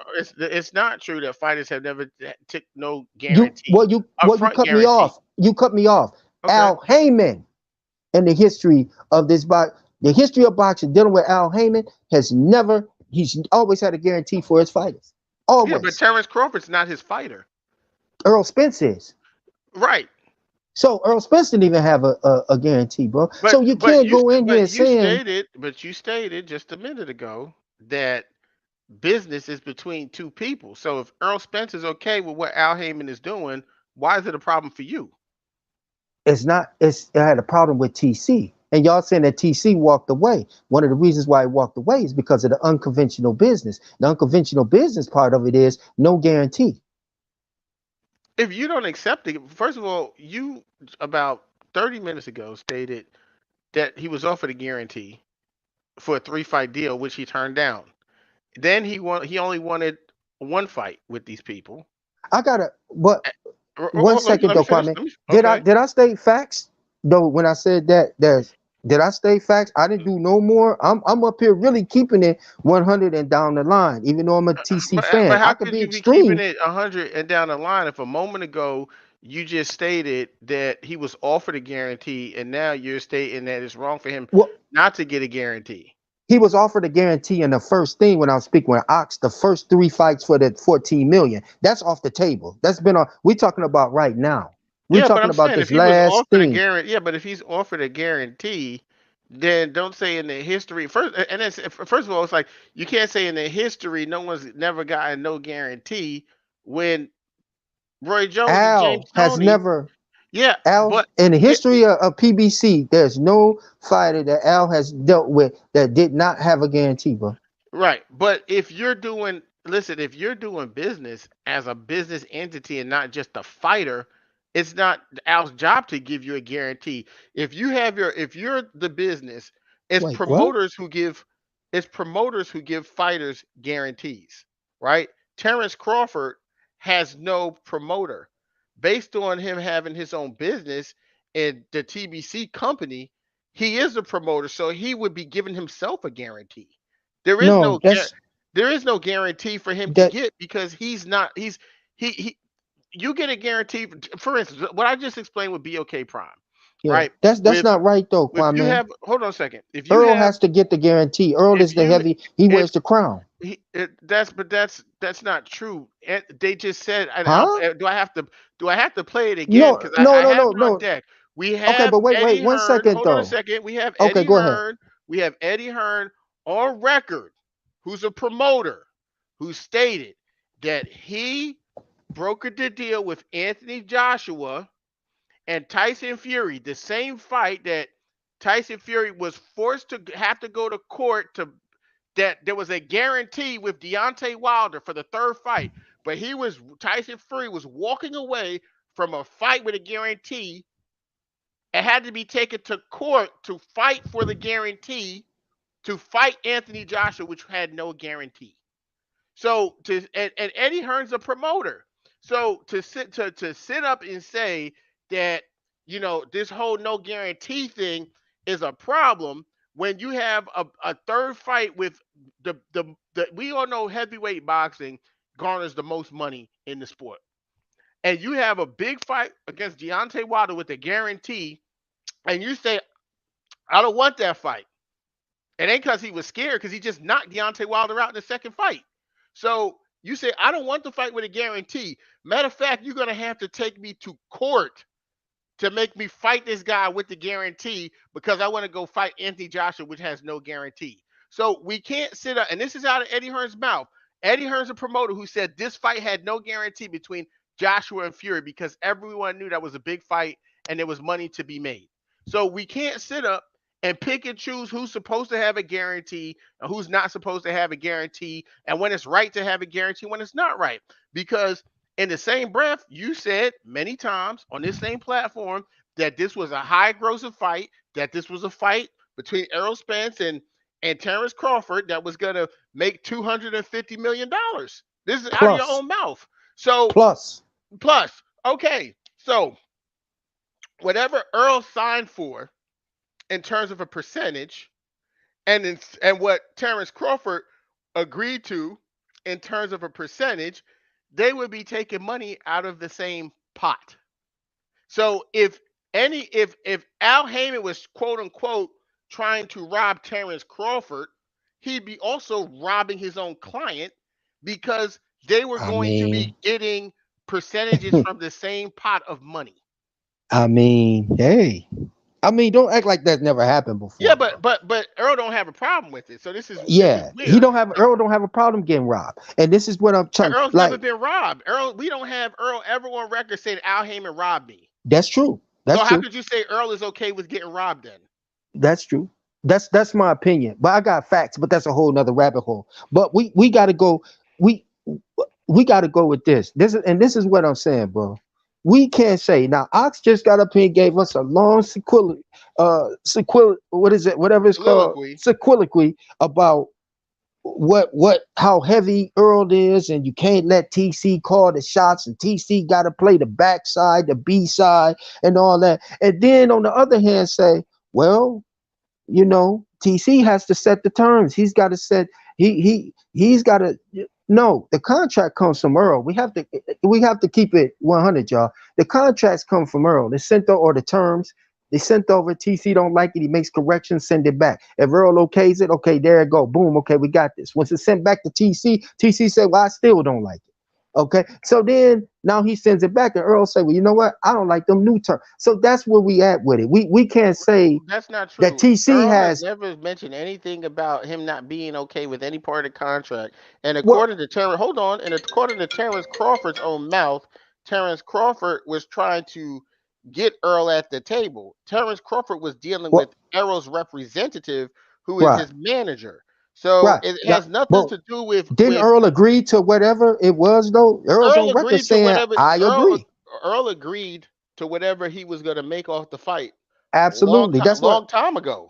Yeah, that's what I'm saying. So Earl agreed. Terrence Crawford didn't agree to something that was going on. See, this is what I'm saying. We jumping the gun here. Terrence Crawford didn't agree with whatever happened, and he bagged out, went over here and got the money with BLK Prime. Now, back to the subject. Does it hurt Terrence Crawford? No, I don't see how it would hurt anybody to be on national TV and getting a buzz like he getting. I He I don't wasn't see on how that national would TV. hurt him as far He as the wasn't on national TV. He was on an well, he app is now. that no He's one on knows. YouTube. Well, That's he's not on national YouTube, TV. so he's popular now. He's trending. He's been He's been trending for on two. YouTube. We Right. the only way T- we know what Terrence Crawford ever says is from YouTube. What's exactly. different now Exactly. about But him being but on where have YouTube? we? Okay, has Earl Spence been on national TV? Okay, that's where we at here. So both of them What are kind of equal. question is that? Earl Spence, No, that's what I'm trying to tell you, bro. Is both of them are equal. No one is more popular than the other. So bro. How can you TC say is no one's more popular than the other one? One guy sells double the amount. One guy, listen, one guy has his highest pay per view is more than all of Terrence Crawford's pay per views combined. that is correct. But now, who right now for the past 3 months, God damn it, who in the last 3 months has been trending? This is what I'm saying. All publicity, whether it's negative or positive, is good publicity when you're dealing with this type of shit right here, bro. So no, it didn't hurt TC to have a fight that he knocked the fella out cold in the middle of the ring with a 1-2. No, that did not hurt him, bro. But No, if only 5,000 people bought that to see it, what does that matter? 5,000 tell another 5,000. That 5,000 tell 10,000. That's how it go, bro. Like this is what it is. Like that did not hurt him at all. To answer your question, no. Terrence Crawford knocking out this dude in the sixth round with a 1-2 out cold did not hurt Terrence Crawford. But Not in the public eye. It didn't. we're not talking about what he did in the ring. Terrence Crawford You does what asked, did he it hurt him? Did that performance Terrence or Crawford always does what he does in the ring. So I didn't ask about what he did in the ring. Did it hurt him? no? I asked You about said, did it hurt no, him? Did this? no. I asked if him going the way he left the negotiations and then going to BLK Prime and then generating the numbers he generate, does that hurt him No, going back to the table? It no. ain't got nothing to do with him getting No, you knocking do. That's anyone not the out. question you asked me before. The That first is what I question that asked. you asked me, the first question you asked me is, did this fight hurt him? No, it don't. It don't hurt. It I don't said, hurt does it? him. I said, did it hurt him in negotiations? That's what. No, it That's don't. what the And I topic said is it's a about. highlight reel. No, it don't. Him knocking out this dude So cold in the sixth basically, round with a so 1-2 basically, don't what not you're hurt telling him. me, so basically, what you're saying to me is this: that if Terrence Crawford goes back to the negotiating table with Al Heyman, Showtime, PBC, and Errol Spence, that he's going to be able to take his knockout Nah, what's reel going on, fellas? from what's going on, family, and I got you. I'm going to let you cook in a second. So what you're Uh, telling me is that he's going to be able to take his knockout reel of David Avenesian and place that on the negotiation table and say, "Hey, man, you know what? I deserve just as much money or more money because I did this." no, I didn't say that. But So how does it help him? it adds to his portfolio. When you got that, just Earl got highlights. The build up of the fight. So TC's got a build up of the so they're fight. Numbers negotiating ain't based off highlights, is what you say. So Earl Spence and Terrence absolutely. Crawford are negotiating based off of highlights. That's a part of it, bro. That's a Of part of it. highlights, they're negotiating off highlights. Draco, It's are you why serious okay. Why is right this the now? top fight? Why is Earl Spence and T? Why are we talking about Earl Spence and TC? Because of Earl's accolades and because of what Earl done at 147 and because of what TC done at 135 on up. That's the reason why we here. Those highlights that have been made throughout the years is the reason why Earl is considered one of the top elite boxers and Terrence Crawford is considered one of the top So elite so boxers so right now. basically so basically what you're telling me is that you could find a boxing contract in the past that that has the highlights of what the boxer have done to another fighter that is going to help dictate how much money he's going to make. That's a lead up to the fight, bro. As far as the fans go, the numbers, I don't care about numbers because numbers ain't never whooped no ass, bro. So Pay-per-view numbers ain't never kicked no ass. so A so contract ain't never whooped no ass. The two people in the ring whoops ass. That's what I'm concerned about right now. That's what I'm talking about. hey, good brother who's in here, Stravinsky Motley, go ahead, you go ahead and unmute yourself and go ahead and chime in and cook. Oh no, I'm sorry, fellas. Thank you for having me on the panel. Absolutely. I just had a question for Drico. Yeah. So you say you don't care about numbers, brother, and I'm a fan of yours actually. Oh, You say thank you you. don't care. Appreciate you. Absolutely, absolutely. You say you don't care about numbers, but how are fights made, sir? If you don't mind me asking. Well, they made by, of course, the two fighters agreeing to whatever the terms are. But also about like numbers and who sells and stuff like that. Also, right? Well, yeah. Later on, ultimately, that's the bottom line. Okay. So my thing is with Crawford. Um, do I believe he can fight? Absolutely. But this fan base and this popularity thing you speak of, as far as him and EJ goes, no disrespect, but it's not even close. Because if the popularity was close, it would show in Terrence Crawford's pay-per-view numbers. For example, EJ's first pay-per-view versus Mikey Garcia did about 350, 350K, I believe. The second pay-per-view, which I believe was Sean Porter, did about 325. His third pay-per-view with Danny Garcia did about 300K. And this last one with Ugas, I would say anywhere from about 280 to 300K. So there's a level of consistency when it comes to EJ. And as far as his fans purchasing his fights. And when he does fight in Dallas, they always say it's upward of like 40 to 42,000 people there at his fights. But as far as TC goes, you have one pay-per-view, there's 100,000. I've heard of a pay-per-view for him that was 50,000. I think his highest is 130,000. But I want to get to this last one. This last pay-per-view, I'm not going to say it makes him look bad, but if these numbers are true, which is 15,000 at around $40, how can he go back to the negotiation table and ask for anything more than 30%, sir? Well, it depends on what you're talking about. See, the Mm-hmm, question wasn't asked as far as a business point of view, the mm-hmm. business standpoint of it. Yes, It was sir. personal opinion about how he looked. He looked damn Mm-hmm. good in that sixth round, bro. He looked damn Oh, good when he knocked him out with the No 1-2. one, Now, Drico, wait. business listen, wise, hold on, just real bit quick. No bit one asked you about how Terrence. No one on the panel asked about how Terrence Crawford looked in the fight or in the sixth round. That is something you volunteered to share with us. No one No, asked no, about no. how he I looked in the I sixth was just round. bolstering when I said that 60%, 65, 60 to 75% of the people who got it wanted to see who Terrence Crawford was because he's been trending for 2-3 months. So that's what they saw. So the average person, those new people, they don't care about the numbers. That's what I'm saying. They don't care about the numbers. All they wanted to see this guy who's been trending on Twitter. So leading back into your question, my brother. What's your name again? I'm sorry. I'm sorry, my first name is Darvinsky, sir. Starvinsky. Okay, okay. Now to answer your question is from Hmm. a business point of view, of course, you don't have a leg to stand on with his numbers. You never had a leg to stand on with his numbers when it's TC. Earl Yes, has sir. always outdone TC as far as the box office is concerned here. But we have to also concede that neither one of them are Vegas fighters. Neither one of them can pull these type of numbers in.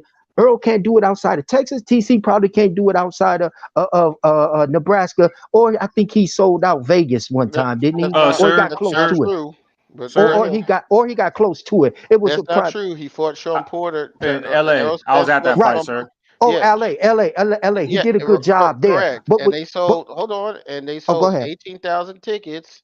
And we have to Right. remember the joke, the running joke, was Sean Porter couldn't sell out a family dinner before that fight when he fought Hmm. Ugas in the same Absolutely. state. I concede to Right. brothers. I concede to the numbers. I Yes. cannot argue the numbers. That's not what I'm here to do. What I'm trying to say is neither one of my box office smashes. If we want to really put it down there, yes, Earl does outdo TC, but neither one of my really box office smashes. Like, let's come on and let's be 100 about this So thing here. Uh, I have a question, Drico. Do you know what Floyd Mayweather, the all-time leading king of pay-per-view in the history of the entire sport, do you know how many pay-per-views he sold against Arturo Gatti, which was his first pay-per-view fight?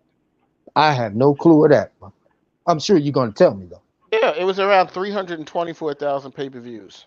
Okay, that's beautiful. Errol Spence in his first pay-per-view fight sold 360,000 pay-per-views. That's Am I beautiful. saying so? What I'm stating is once uh Errol Spence, excuse me, once Floyd Mayweather fought Oscar De La Hoya, and it was a big fight, that's when his numbers took off. So because he also fought after uh I forgot who did he fight after because he had a couple pay-per-view fights before he fought De La Hoya. But that's when his numbers took off.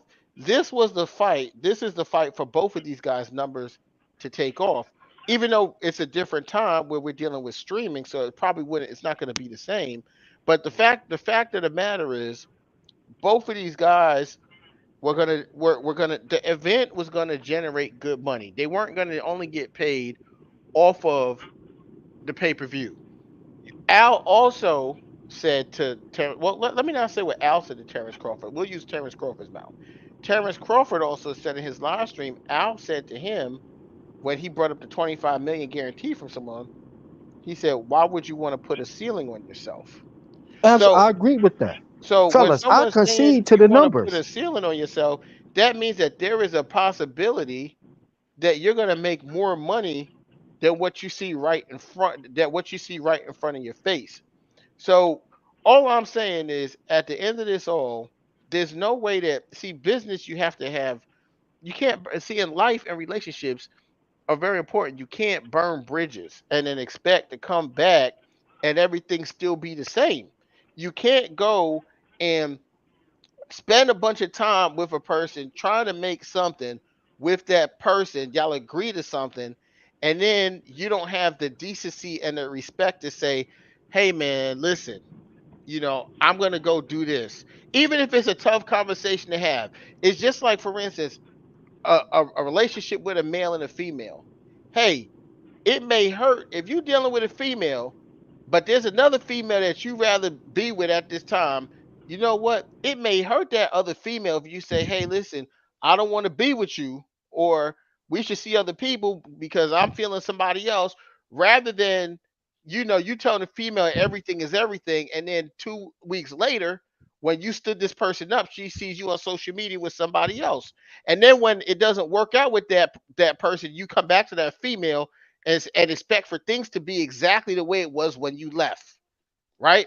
Because you took the gamble with the other thing. You made your choice and it didn't work out. And everyone knows that it I, didn't work out. well, that goes in a personal. If we got a personal It's just agenda, that goes, relationships, bro. Draco. It's not personal. Yeah, Relationships, but there's just a we're not common separating respect it. you have for a person. You have to have a certain level of common respect and Absolutely. decency for people and I situations. I agree, but I think most of us are taking it a little too emotional about the move that TC made. I don't take it emotional that TC made a move. I really don't. It's business. Now, if TC signed a contract and then he jumped out of that contract, then I'll be like, okay, then you kind of. But I think that Earl ain't talking emotional about it. He ain't like, man, TC, man, he just said, hey, man, he went over there, he did what he had to do. I Earl's a, probably wouldn't have done it, Earl's but a hey, it fighter is though. what it is. But You Earl's see a what I'm saying? fighter. He's not Earl taking it. You don't TC hear wasn't Al getting on here negotiating with saying, Earl. oh, wow, See, TC but just Terrence duped us. Crawford, this is what I'm trying to get you to see. Yeah. Earl has a very calm, cool demeanor, but Earl's not gonna. He's not gonna come. Terrence Crawford going into these negotiations, if they enter negotiations, he's not gonna be talking to Earl and negotiating with Earl. He's gonna be negotiating with Al and the people he walked off on.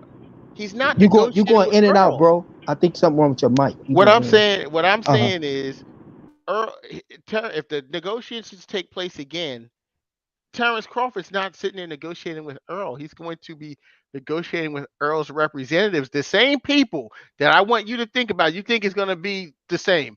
These are the same people you just stated No, was wrong for not giving him a guarantee. So no, if I they don't think it's already gonna be wasn't the going to give him same. a guarantee and now he comes back and his numbers are even lower, do you think they're going to want to give him the same percentage when he left and he I, showed now that it he's even worse? He's I'm gonna done tell even you. worse? I'm gonna tell you, bro. It depends on the demand of this fight. The The demands numbers of the don't fight has mean nothing to do with nothing, what bro. percentage he's going to get. But what I'm saying is, it depends on the demand for this fight. If the demand us as Stavinsky, you still there? Yeah, yeah. Oh, so it Oh yes, depends. sir. I'm just letting you cook. I'm so sorry. Go ahead, sir. Okay, no. Go ahead. No, Stavinsky's so polite, man. I'm feel sorry cooking him. But it depends on the demand for the fight. If us as fans out here we say we want this fight, we want this fight, they're gonna get in there and they're gonna make it happen. They're gonna concede to anything. They're gonna bend a little bit. Earl gonna bend. TC gonna bend a little bit. And they're gonna have. The thing is, we keep buying these fights, these nonsense fights, bro. We keep buying these Mikey and Earl fights. We keep buying these TC and Avenesian fights. We keep doing that. So guess what? They're gonna keep fighting them.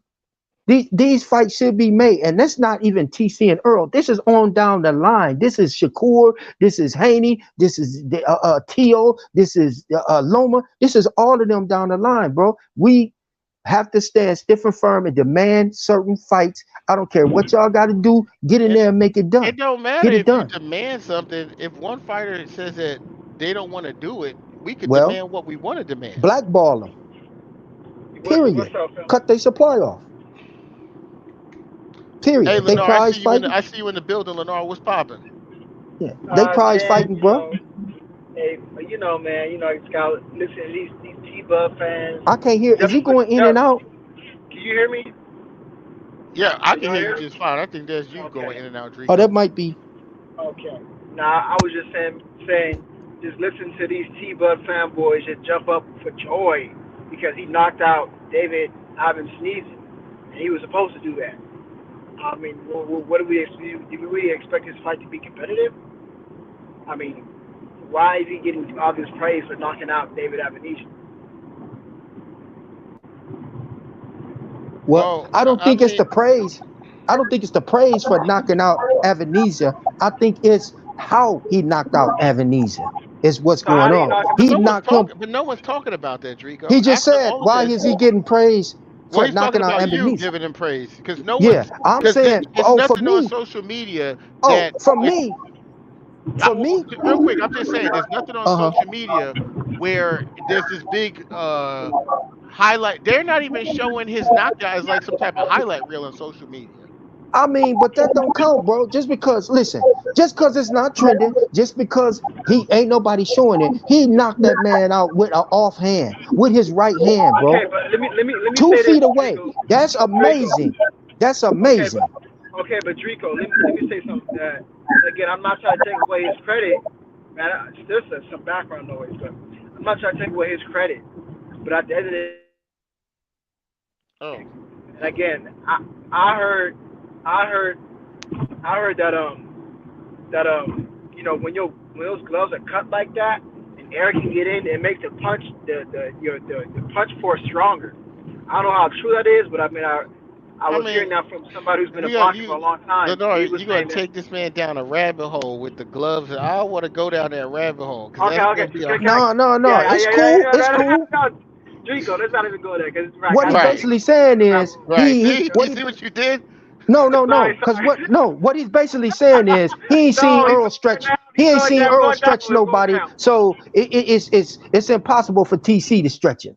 But we all know that We Earl already is a had that volume puncher. discussion earlier, Drico. That's And I showed you the. Starvinsky, Drico. No, Starvinsky, no, No, I I know no, what I you're don't agree. think talking that about. Yes, Drico. sir.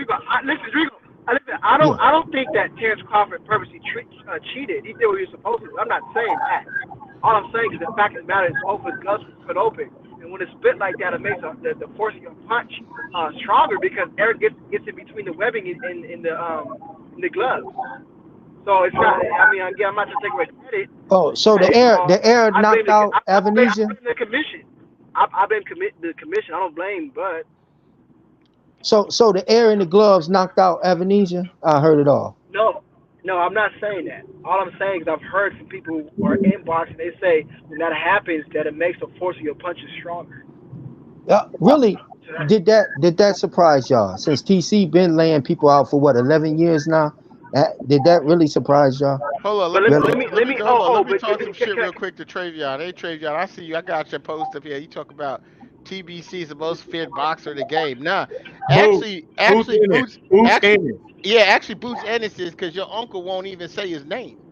I don't think Boots is, bro. Yes, the only one that'll fight Boots is EJ, and EJ said it the other day. That's the only person that'll fight Boots. I don't think Boots is, man. What? I don't. Boots? Go And ahead, sir. I don't think EJ wants that smoke either from Boots. And I think both of them will beat Boots. Actually, I think TC and Earl will beat You Boots. think so?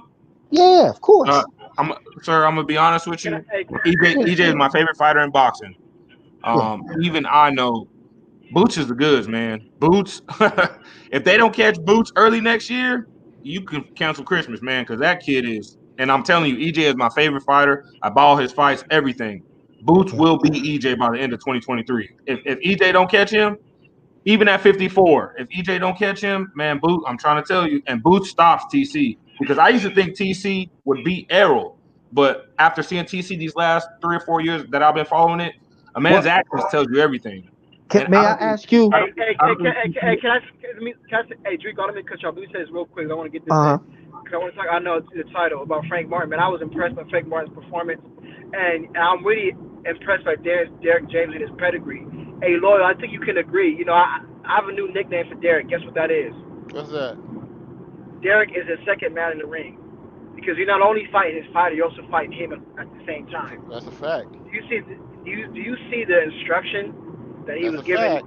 Frank Martin just in the middle? Yeah, I mean, you got to do what you got to do. It's not illegal. facts. So he's over here yelling the instructions to what to do, and everything he did, he was given success by doing it. I'm telling you, man, that's DJ's new name. Second man in the ring. I've already been Yeah, on record stating that is going to be the one of biggest the X factors. mismatch. That's going to be the biggest X factor. There's going to be two X factors in the fight between Errol Spence and Terrence Crawford.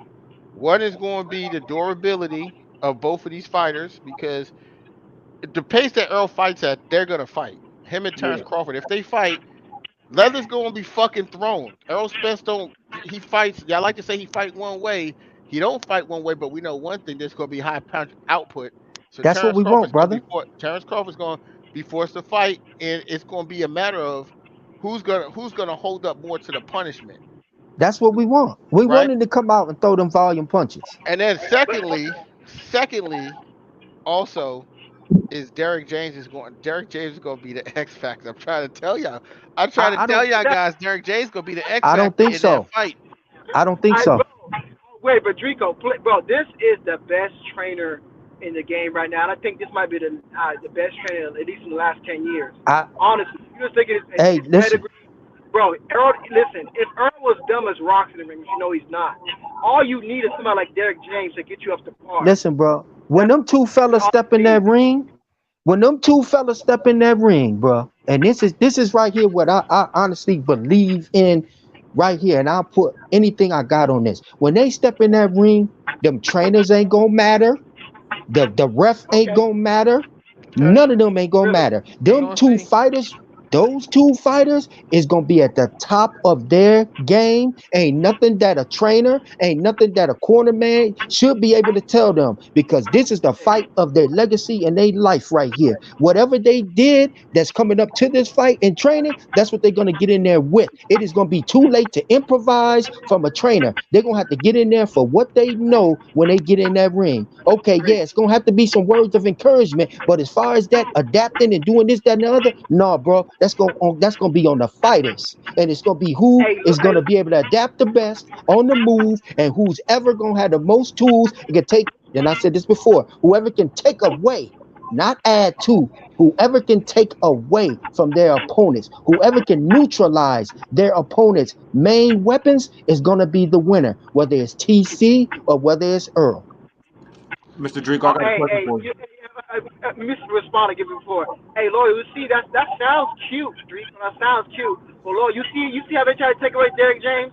They try to take away Derrick James. You got to try to do Hey that? man, it's all look, it's all good. I got Travion. I said, man, stop it. We've been having EJ and the boys broken down for years, but see, I think where you guys are kind of messed up is that, and I'll say this: Terrence Crawford is a special fighter. Terrence Crawford is a special fighter. We have it. See, we have facts. We go with facts here on this station. We've seen where there's been other fighters who are not as special as Terrence Crawford, and the strategy they got in the ring when they were having a hard time was a whole bunch of yelling and cussing and being told to fight. So every coach feels that they've broken other fighters down, but it matters about the fighter that's in the ring. And there's no disrespect to Jamel Charlo, right? But we know Jamel Charlo, he's undisputed, but most people would state that they don't believe Jamel Charlo, in terms of pedigree of fighter, is as good as EJ. And it's up for debate. I'm not saying he's a bad fighter or anything like that, because Jamel Charlo has fought the best people and beat all the champions, right? But it says a lot when a coach can take somebody who's not as good as their best fighter and then also Yeah. turn them into an undisputed champion from scratch. He had no, because Jamel Charlo had no belts until he got with Derrick. He was with Ronnie Shields, so he didn't have no belts till he got with Derrick, and he's beat all of the champions in his division by knockout. He took every belt that he's won. He's won by knockout, all of them. So we've seen Jamel Charlo, and here's a great thing about what we can see about Jamel Charlo. Tony Harrison fight. Let's talk about the two fights that he had challenges with. One he had a loss, one he had a draw. Castano. Those two first fights. Tony Harrison fight. He didn't follow instruction. He came back. He got the knockout the second fight. And then when he fought Castano, we saw Derrick tell him what to do, stay off the ropes, pump the jab and everything, but he didn't do that. That's not what he did. In the second fight, he came back and did exactly what Derrick said, and he got the knockout. So we can't sit up and say that the coach plays no role in the ring, because if that was the Exactly. case, a fighter would just go train with somebody and then not have a coach at ringside with them. They would just go work out and then get in there and just fight. So we can't No, say that no. these coaches But don't Lord, hold any weight. this Well, the I, thing, I I say that for certain fights, bro. But a fight of this magnitude, honestly, what can Dundee tell Muhammad Ali? You see what I'm saying? What could First of all, you know what I'm saying? Honestly, bro. Let's really honestly talk. At a fight with George Foreman, what could Dundee tell Ali? What's my man name that passed away in Detroit, Kronk Jim? Uh uh Got you, Art man. what did Emmanuel Stewart. Emmanuel? Yeah, Emmanuel Stewart. what could Emmanuel Stewart tell Tommy Hearns, bro? When it's against Leonard, when it's that a fight of that magnitude, bro, it's all muscle memory. It's all of what you know in training camp. It's leading up to this fight. Only thing they can do is sit back and guide their fighters and get words of encouragement and boom, boom, boom. Every once that's in a not while, true, you man. give a little pointer on what you see, but man, it boils down to them two fighters in that ring. A fight of this magnitude. It boils down to these are two elite boxers, No, bro. No way. no, No way. It depends on nah, that fight of those two in the ring. Period. nah, you lying. man, you lying. Hey, you lying to yourself, Drico. And what's so crazy is like you named those couple scenarios, but you won't name the other hundreds or dozens of scenarios that go the other way with the trainer actually telling the fighter in a high level fight to make the fight. bro. I'm You not. I understand? can't go. Listen. No, I can't go down the line of trainers and line of boxers and the line of fights, bro. But what all I'm saying is a fight of this it's not. magnitude, I'm a telling you, that's trainer, not true, a a trainer can say what he wants to say, bro. But it boils down bro. to what those two fighters know when they get in that ring. It's too That's late not to true. do anything else, bro. It's too late. Drico, That's not true. Yeah. That's not true. Yes. Stuff do is. you think you think Budrick is do you think he's durable? Yeah, of course. Let me ask You you think something. you think You know Earl is why? durable? Huh? You think Earl is durable? I mean, a man that can get thrown from a car and still fight. Absolutely, I think he's durable. But I got a question for you. Absolutely. So, Uh-huh. I know it's a long time ago, but when Kell Brook fought TC, you weren't concerned how fast he swelled up from jabs? No, not at all. I knew TC was playing with him. So Okay, not at all. okay. Not at all. I knew Like I once he said, I used switched. to have You TC. I see used to have you TC winning this fight, but at this when you moment when in you time, I don't. when you seen Bud switch back to lefty, what'd you see happen? The same thing he does in every other fight. He knocked he The knocked Kell first Brook round, he'll across start that off ring. unorthodox. He thinks he's Right. trying to give him a look, and then he switches because he's a natural southpaw. He's not an orthodox Absolutely. fighter. Absolutely. So did you saying that what you know, did you see what hand he knocked this Avanesian dude out with? Yeah, he knocked him out with his offhand. I thought Bud looked pretty decent, but he don't Okay. got no feet no more, and that's gonna cause him trouble Okay. when he fight Well, EJ. he doesn't have to use his feet no more. He Yeah, got them. That's proven. sir, I'm gonna tell you right now, it ain't gonna That's matter when EJ go to his body. People say Ugas was just a stationary target. There's a reason why Ugas stood there because EJ was going to the body and Ugas couldn't move. When you get hit bruh. like that constantly, you can't move. And I'm telling you, Did TC is you going to be in trouble when Earl did goes you to his just body. say Ugas, who is slower than even EJ, who is less stationary than even the EJ, bro? You can think of something better than that one. I know you can come up with somebody better than Ugas. So you don't think Ugas is a good fighter? I don't know. No, I knew that right there was gonna happen. I knew EJ was gonna get to Ugas the same way. Wait. You don't think Wait a Ugas is a good minute. fighter, even though Bomac co-signed Jordanis Ugas and said you need to watch out for this guy. Brother, you talking to Drico. You ain't talking to Bomac. Okay, all right. I'm just making sure. Okay. All right. That's true though. But you gonna dare disagree with Bomac? I mean, the trainer of I like you, Drico, man. Yeah. Now listen, man, I'm gonna call it down the middle. I'm just painted as an extremist. Down But whose middle you calling it?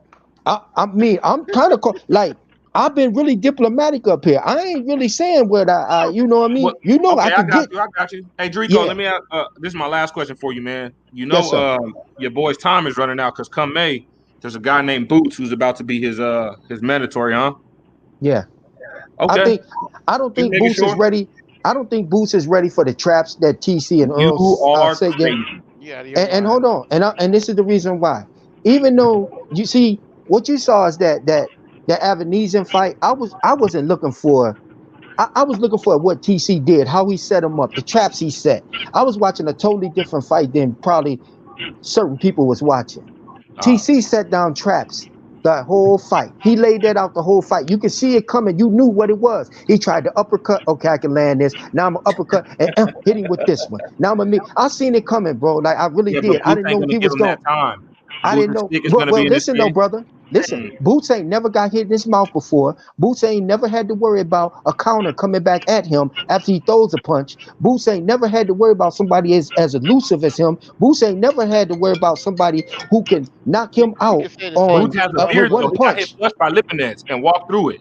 Oh We can say man, the same listen. thing about Hey Bud. y'all. Hey bro. I gotta go right quick. I've been past my time. You know what I'm talking Got about. you. Kwame.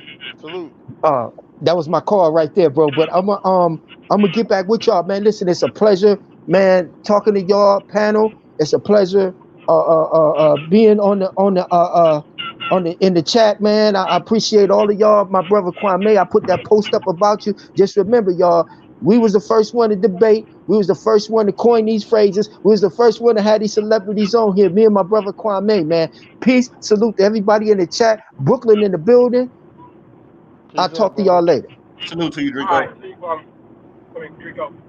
But hey, I wanted to say something, man. I'm kind of Well, I'm kind of like a little bit upset though, and it's not Earl's fault, but I'm just as a supporter, I'm a little bit upset. I'm kind of upset that how he mentioned possibly June as a return date, as a possible return date. Like when I heard that, that really kind of infuriated me because I need to see him back in the ring, and as a supporter, how are you ever gonna keep your skills sharp, and how are you gonna keep your fan base intact? If you only fight once a year or once every over Uh, a year. he's coming back in June, bro. Because I don't know if you've seen him like walking in interviews. It's because the recent accident kind of messed up his leg, so that's why he's fighting back in June. Well, he said June, May, or possibly April. But you said what you say though? You said what you say about his leg? Oh no, like if like there are certain interviews with like Ellie setback and stuff, like when he's walking, you can see like not that he's really messed up, but you can see like he's limping and stuff. So I'm pretty sure he's trying to just cross his T's and dot his I's and trying to recover, Right. man. That's probably it. Yeah. So he has a slight limp. Yeah. Okay. I mean, but that still doesn't take till June. I mean, No, why would no, you no. wait? You're absolutely right. I agree. Yeah. But knowing I don't him, think. like he probably just want to listen to his body. But I agree with what you're saying for sure. Like okay, if you have a slight limp, right? Again, if it's just going based off of what I can tell, if you got a slight limp, if you were supposed to be back in February, you can get this done in March.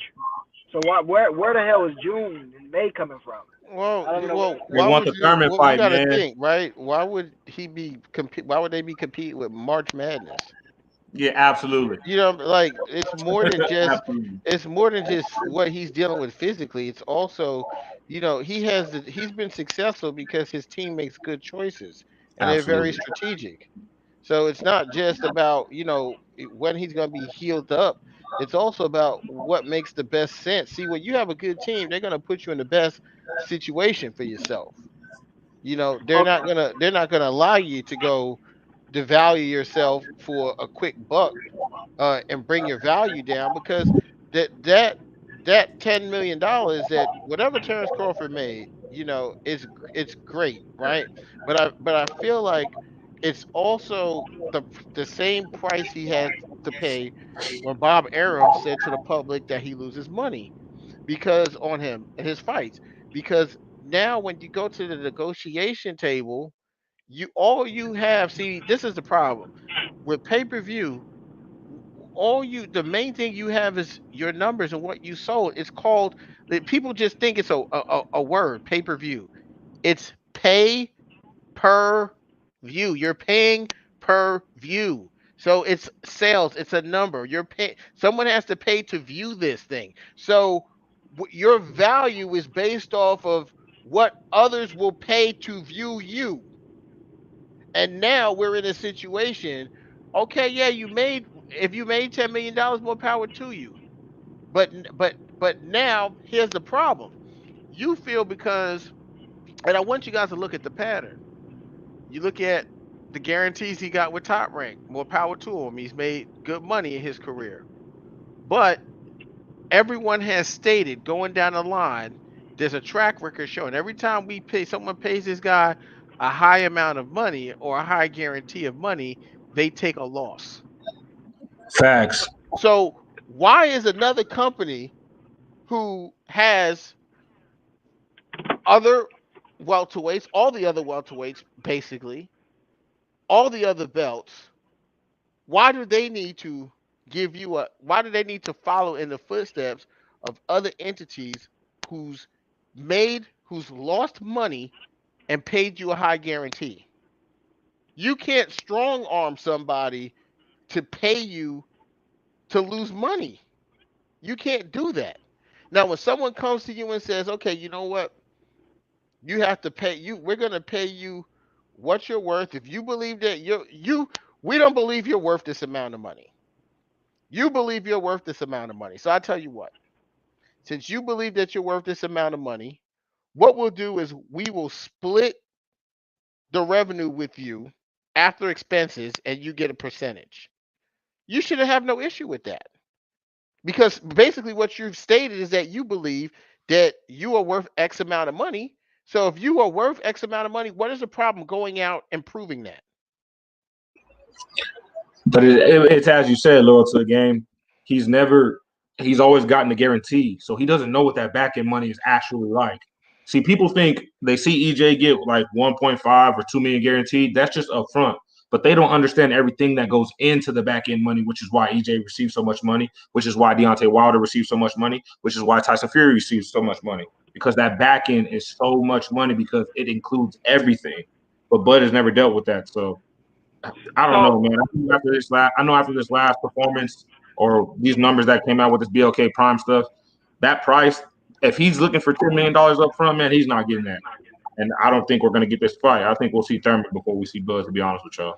Mm. I think see that leads me to my other point about Thurman. Real quick, Kwame, I would just like to push back on something you said just a little bit about him competing against March Madness. Well, we know that EJ can sell in March Madness because his number one pay-per-view selling fight was against Mikey Garcia with March Madness.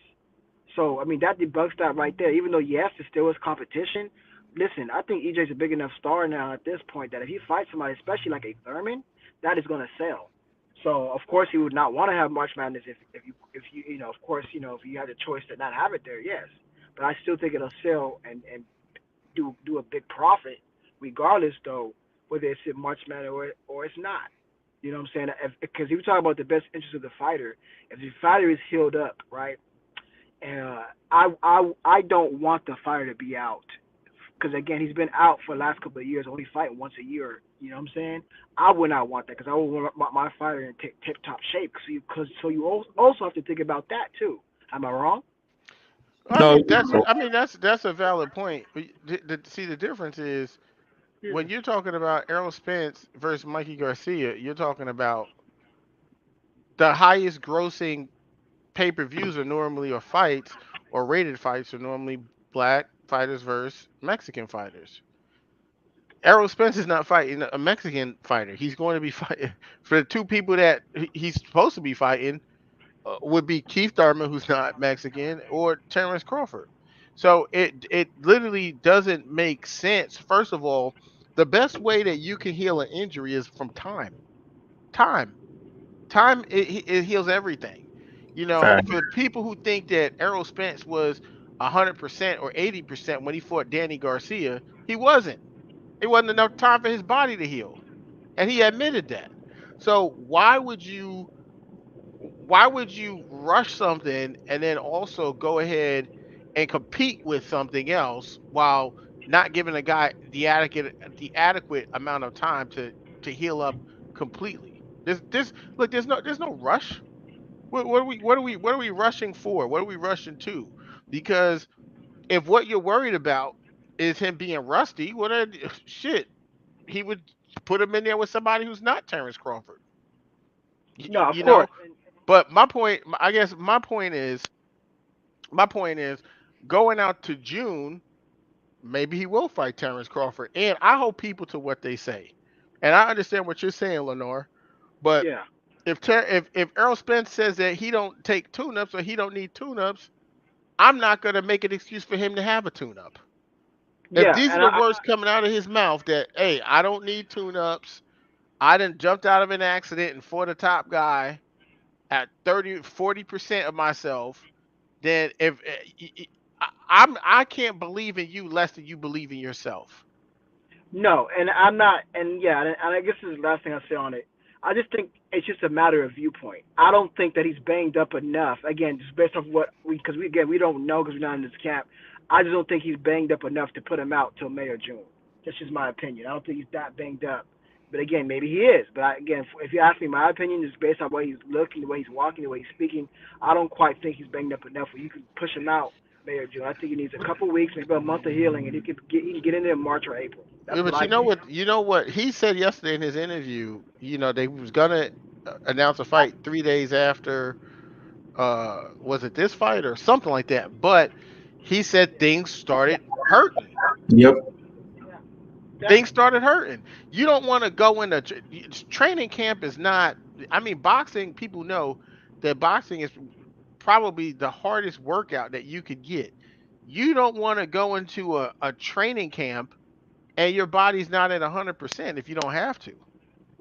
You know, Yeah, Eh, absolutely. And I'm not disagreeing with that. I just, if you just understand what I'm saying, I'm just saying I don't think if it's what again, in my opinion, if the accident is not as bad as I don't think it as bad that you need to put him out basically 6 months, basically put him have a fight in May or June. I don't think so. Yeah, I and think I it's fine. understand. I understand what you're saying, but we also don't know like the after effects of like what he actually like his first accident too, because maybe this small accident can like bring up some lingering effects. So we don't know. We're not in his body. We don't know what's going on. So Right. he'll fight when he fights. Yeah. I just hope he fights somebody. If it's not like Boots or Keith Thurman, because I don't even care about Terrence Crawford anymore. If you don't fight one of them, just move up to 54, and then hopefully Oh, smash one you know, more or something. but moving on to another subject. You know what made me mad? I was upset because I believe that fight he was going to announce was Keith Thurman. I really do. And now Yeah, because supposedly Thurman that was in the gym looking like he was in training camp. exactly, and that's what I just the evidence leads me to. It was going to be Keith, and now we may not get that. I mean, he's still on track to get it. But if he pushes it out to May or June, it's one is Thurman going to wait? Number one, and number two is Of the course, Thurman's sanctioning gonna bodies. wait. Is he going the sanctioning bodies? Are they going to wait for that? You know what I'm saying? So that's why Yeah, I'm but like, he's injured, so it's not like he's Yeah, doing something else. He's injured, so they're gonna delay it. And then, I mean, we've seen Keith Thurman have multiple lapses in his career in terms of time. So Keith Thurman waiting an additional 6 months is nothing when he's been taking 22-month breaks, 3 year breaks from the sport. I don't think that's going to be anything. And Keith Thurman doesn't have any high payday coming up for him. There's no bigger payday Keith Thurman has in his near future to fight in Errol Spence. So I no, for wouldn't be too sure. worried about that. I was just like, okay, we about to get this fight. Okay, this is nice, nice legacy fight, and now it's like it's in limbo right now. That really made me upset, and it's not EJ's fault, but as a Yeah, we gotta fan, it be was like, mad at that you know, 14-year-old kid need his ass whooped for stealing his parents' car, running red lights. yeah, yeah. That's what I'm like. Okay, let's get this fight But right I'm now. a, Like, I'm gonna let you. I gotta get ready to go pick my wife up. So I'll let you guys say y'all final words, and then I gotta close this down. yeah, I guess I'll start. Yeah, Frank Martin, he looked good. The angles he was using, yeah, I would say he was using a bit dirty tactics, holding behind the head and shit. But hey, if you can get away with it, you can get away with it.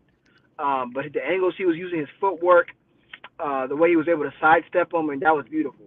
I like the distance control and his patience. That was great. His punch selection was great. He was just and his reflexes, his step back counters. I mean, they were great. And then so he's going to be a threat to anybody at that division. I think he should fight a former champion, then go for the big dog. I think he'll be ready. Get one more fight in against like a Cambosis, a Rolly, or somebody who's like that next level, and then beat them and gain that experience, and then go for Tank or then go for Ryan or whoever.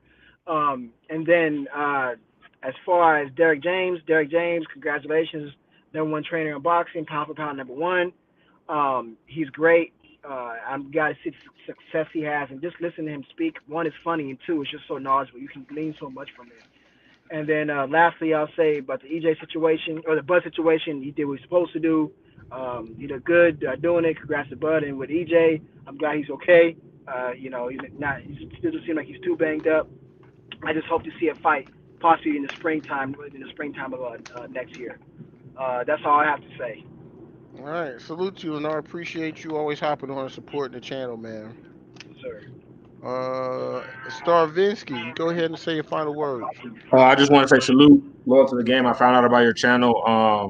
I think you had BFTB and like it was like a 5 hour stream where you guys were going at Bomac and stuff. This is an awesome channel, man. I'm gonna stay tuned in, and man, I just appreciate you having me hop on the panel. And I Of hope you have a course. wonderful day and happy holidays to y'all, man. Oh, I appreciate that, good brother. You always welcome back on the channel anytime, man. Definitely appreciate your support. Thank you, sir. Y'all have a good one. You too. Ox, my man's in them. Yo, off the root tonic, you feel me? Hey, thanks for having me on. Shout out to everybody. I had to run in the shop real quick. Um, but I said it before. I said it again. The David Avenizin and Bud fight was an abysmal failure, and I believe that it diminished a lot of his credibility in the sport of boxing. But optimistically, I'm not going to just throw manure on the man. Optimistically, I hope he's able to redeem himself. I hope the money was worth it. The maneuvering and the posturing that he did, I don't necessarily respect it, but for the sake of his family's quality of life, I hope it was worth it. I do feel that the Crawford fight is the biggest fight out there for him. But I do believe what will define his character moving forward will be the moves that he makes moving forward. So, we can debate until the cows go home. People are going to agree to disagree. But the moves that he makes beyond this point, you called out Charlo, you've been calling out Spence. If you don't fight either one or two of them men, I'm still not going to do it. I'm not going to condescend on you. I'm just going to shift my attention elsewhere. But I believe that Crawford owes it to the culture. He owes it to the sport to get that fight on with Crawford. It's not about the money. And if you're worried about your quality of life after you retire from the sport, then that implies that you may be a little bit worried about being successful or winning now. Because if you weren't worried about, your faculties and things of that nature, because you know that you're better than this person, you would go ahead and fight them. So I know Yeah. how to read in between the lines, but a lot of people read in between the lines but misinterpret what those gray areas are. And so the ambiguity has a lot of us in opposition with one another. But nonetheless, it's healthy for us to have these talks and these debates. I rock with Loyal to the Game mainly because he is very eloquent in the way that he puts out his facts, but it's always backed by data. And let's not forget, Loyal to the Game was one of the biggest proponents and biggest supporters of Bud. Okay, let's not forget that Loyal to the Game has had media passes to be, in the trenches with these fighters. So we gotta respect that. I respect the channel and salute to everybody on the chat. If you have a channel, reach out to me and I'll jump on your channel too. It's all love, man. Happy holidays to everybody. Happy holidays. Appreciate you, Oxtail. And Yes, salute sir. to the chat. I definitely appreciate you guys rocking out with us. Salute to Drico as well. My brother B House, Mr. Mechanical, Starvinsky. I'm just going through here. My brother AJ, Black Boxing Kings. Let me just make sure that miss anyone else. Artman, my brother Artman, J Real Live. Appreciate all you guys. Be that good. Appreciate you. Adonis K3. Appreciate you, brothers, man. Stay loyal to the game, and we out of here.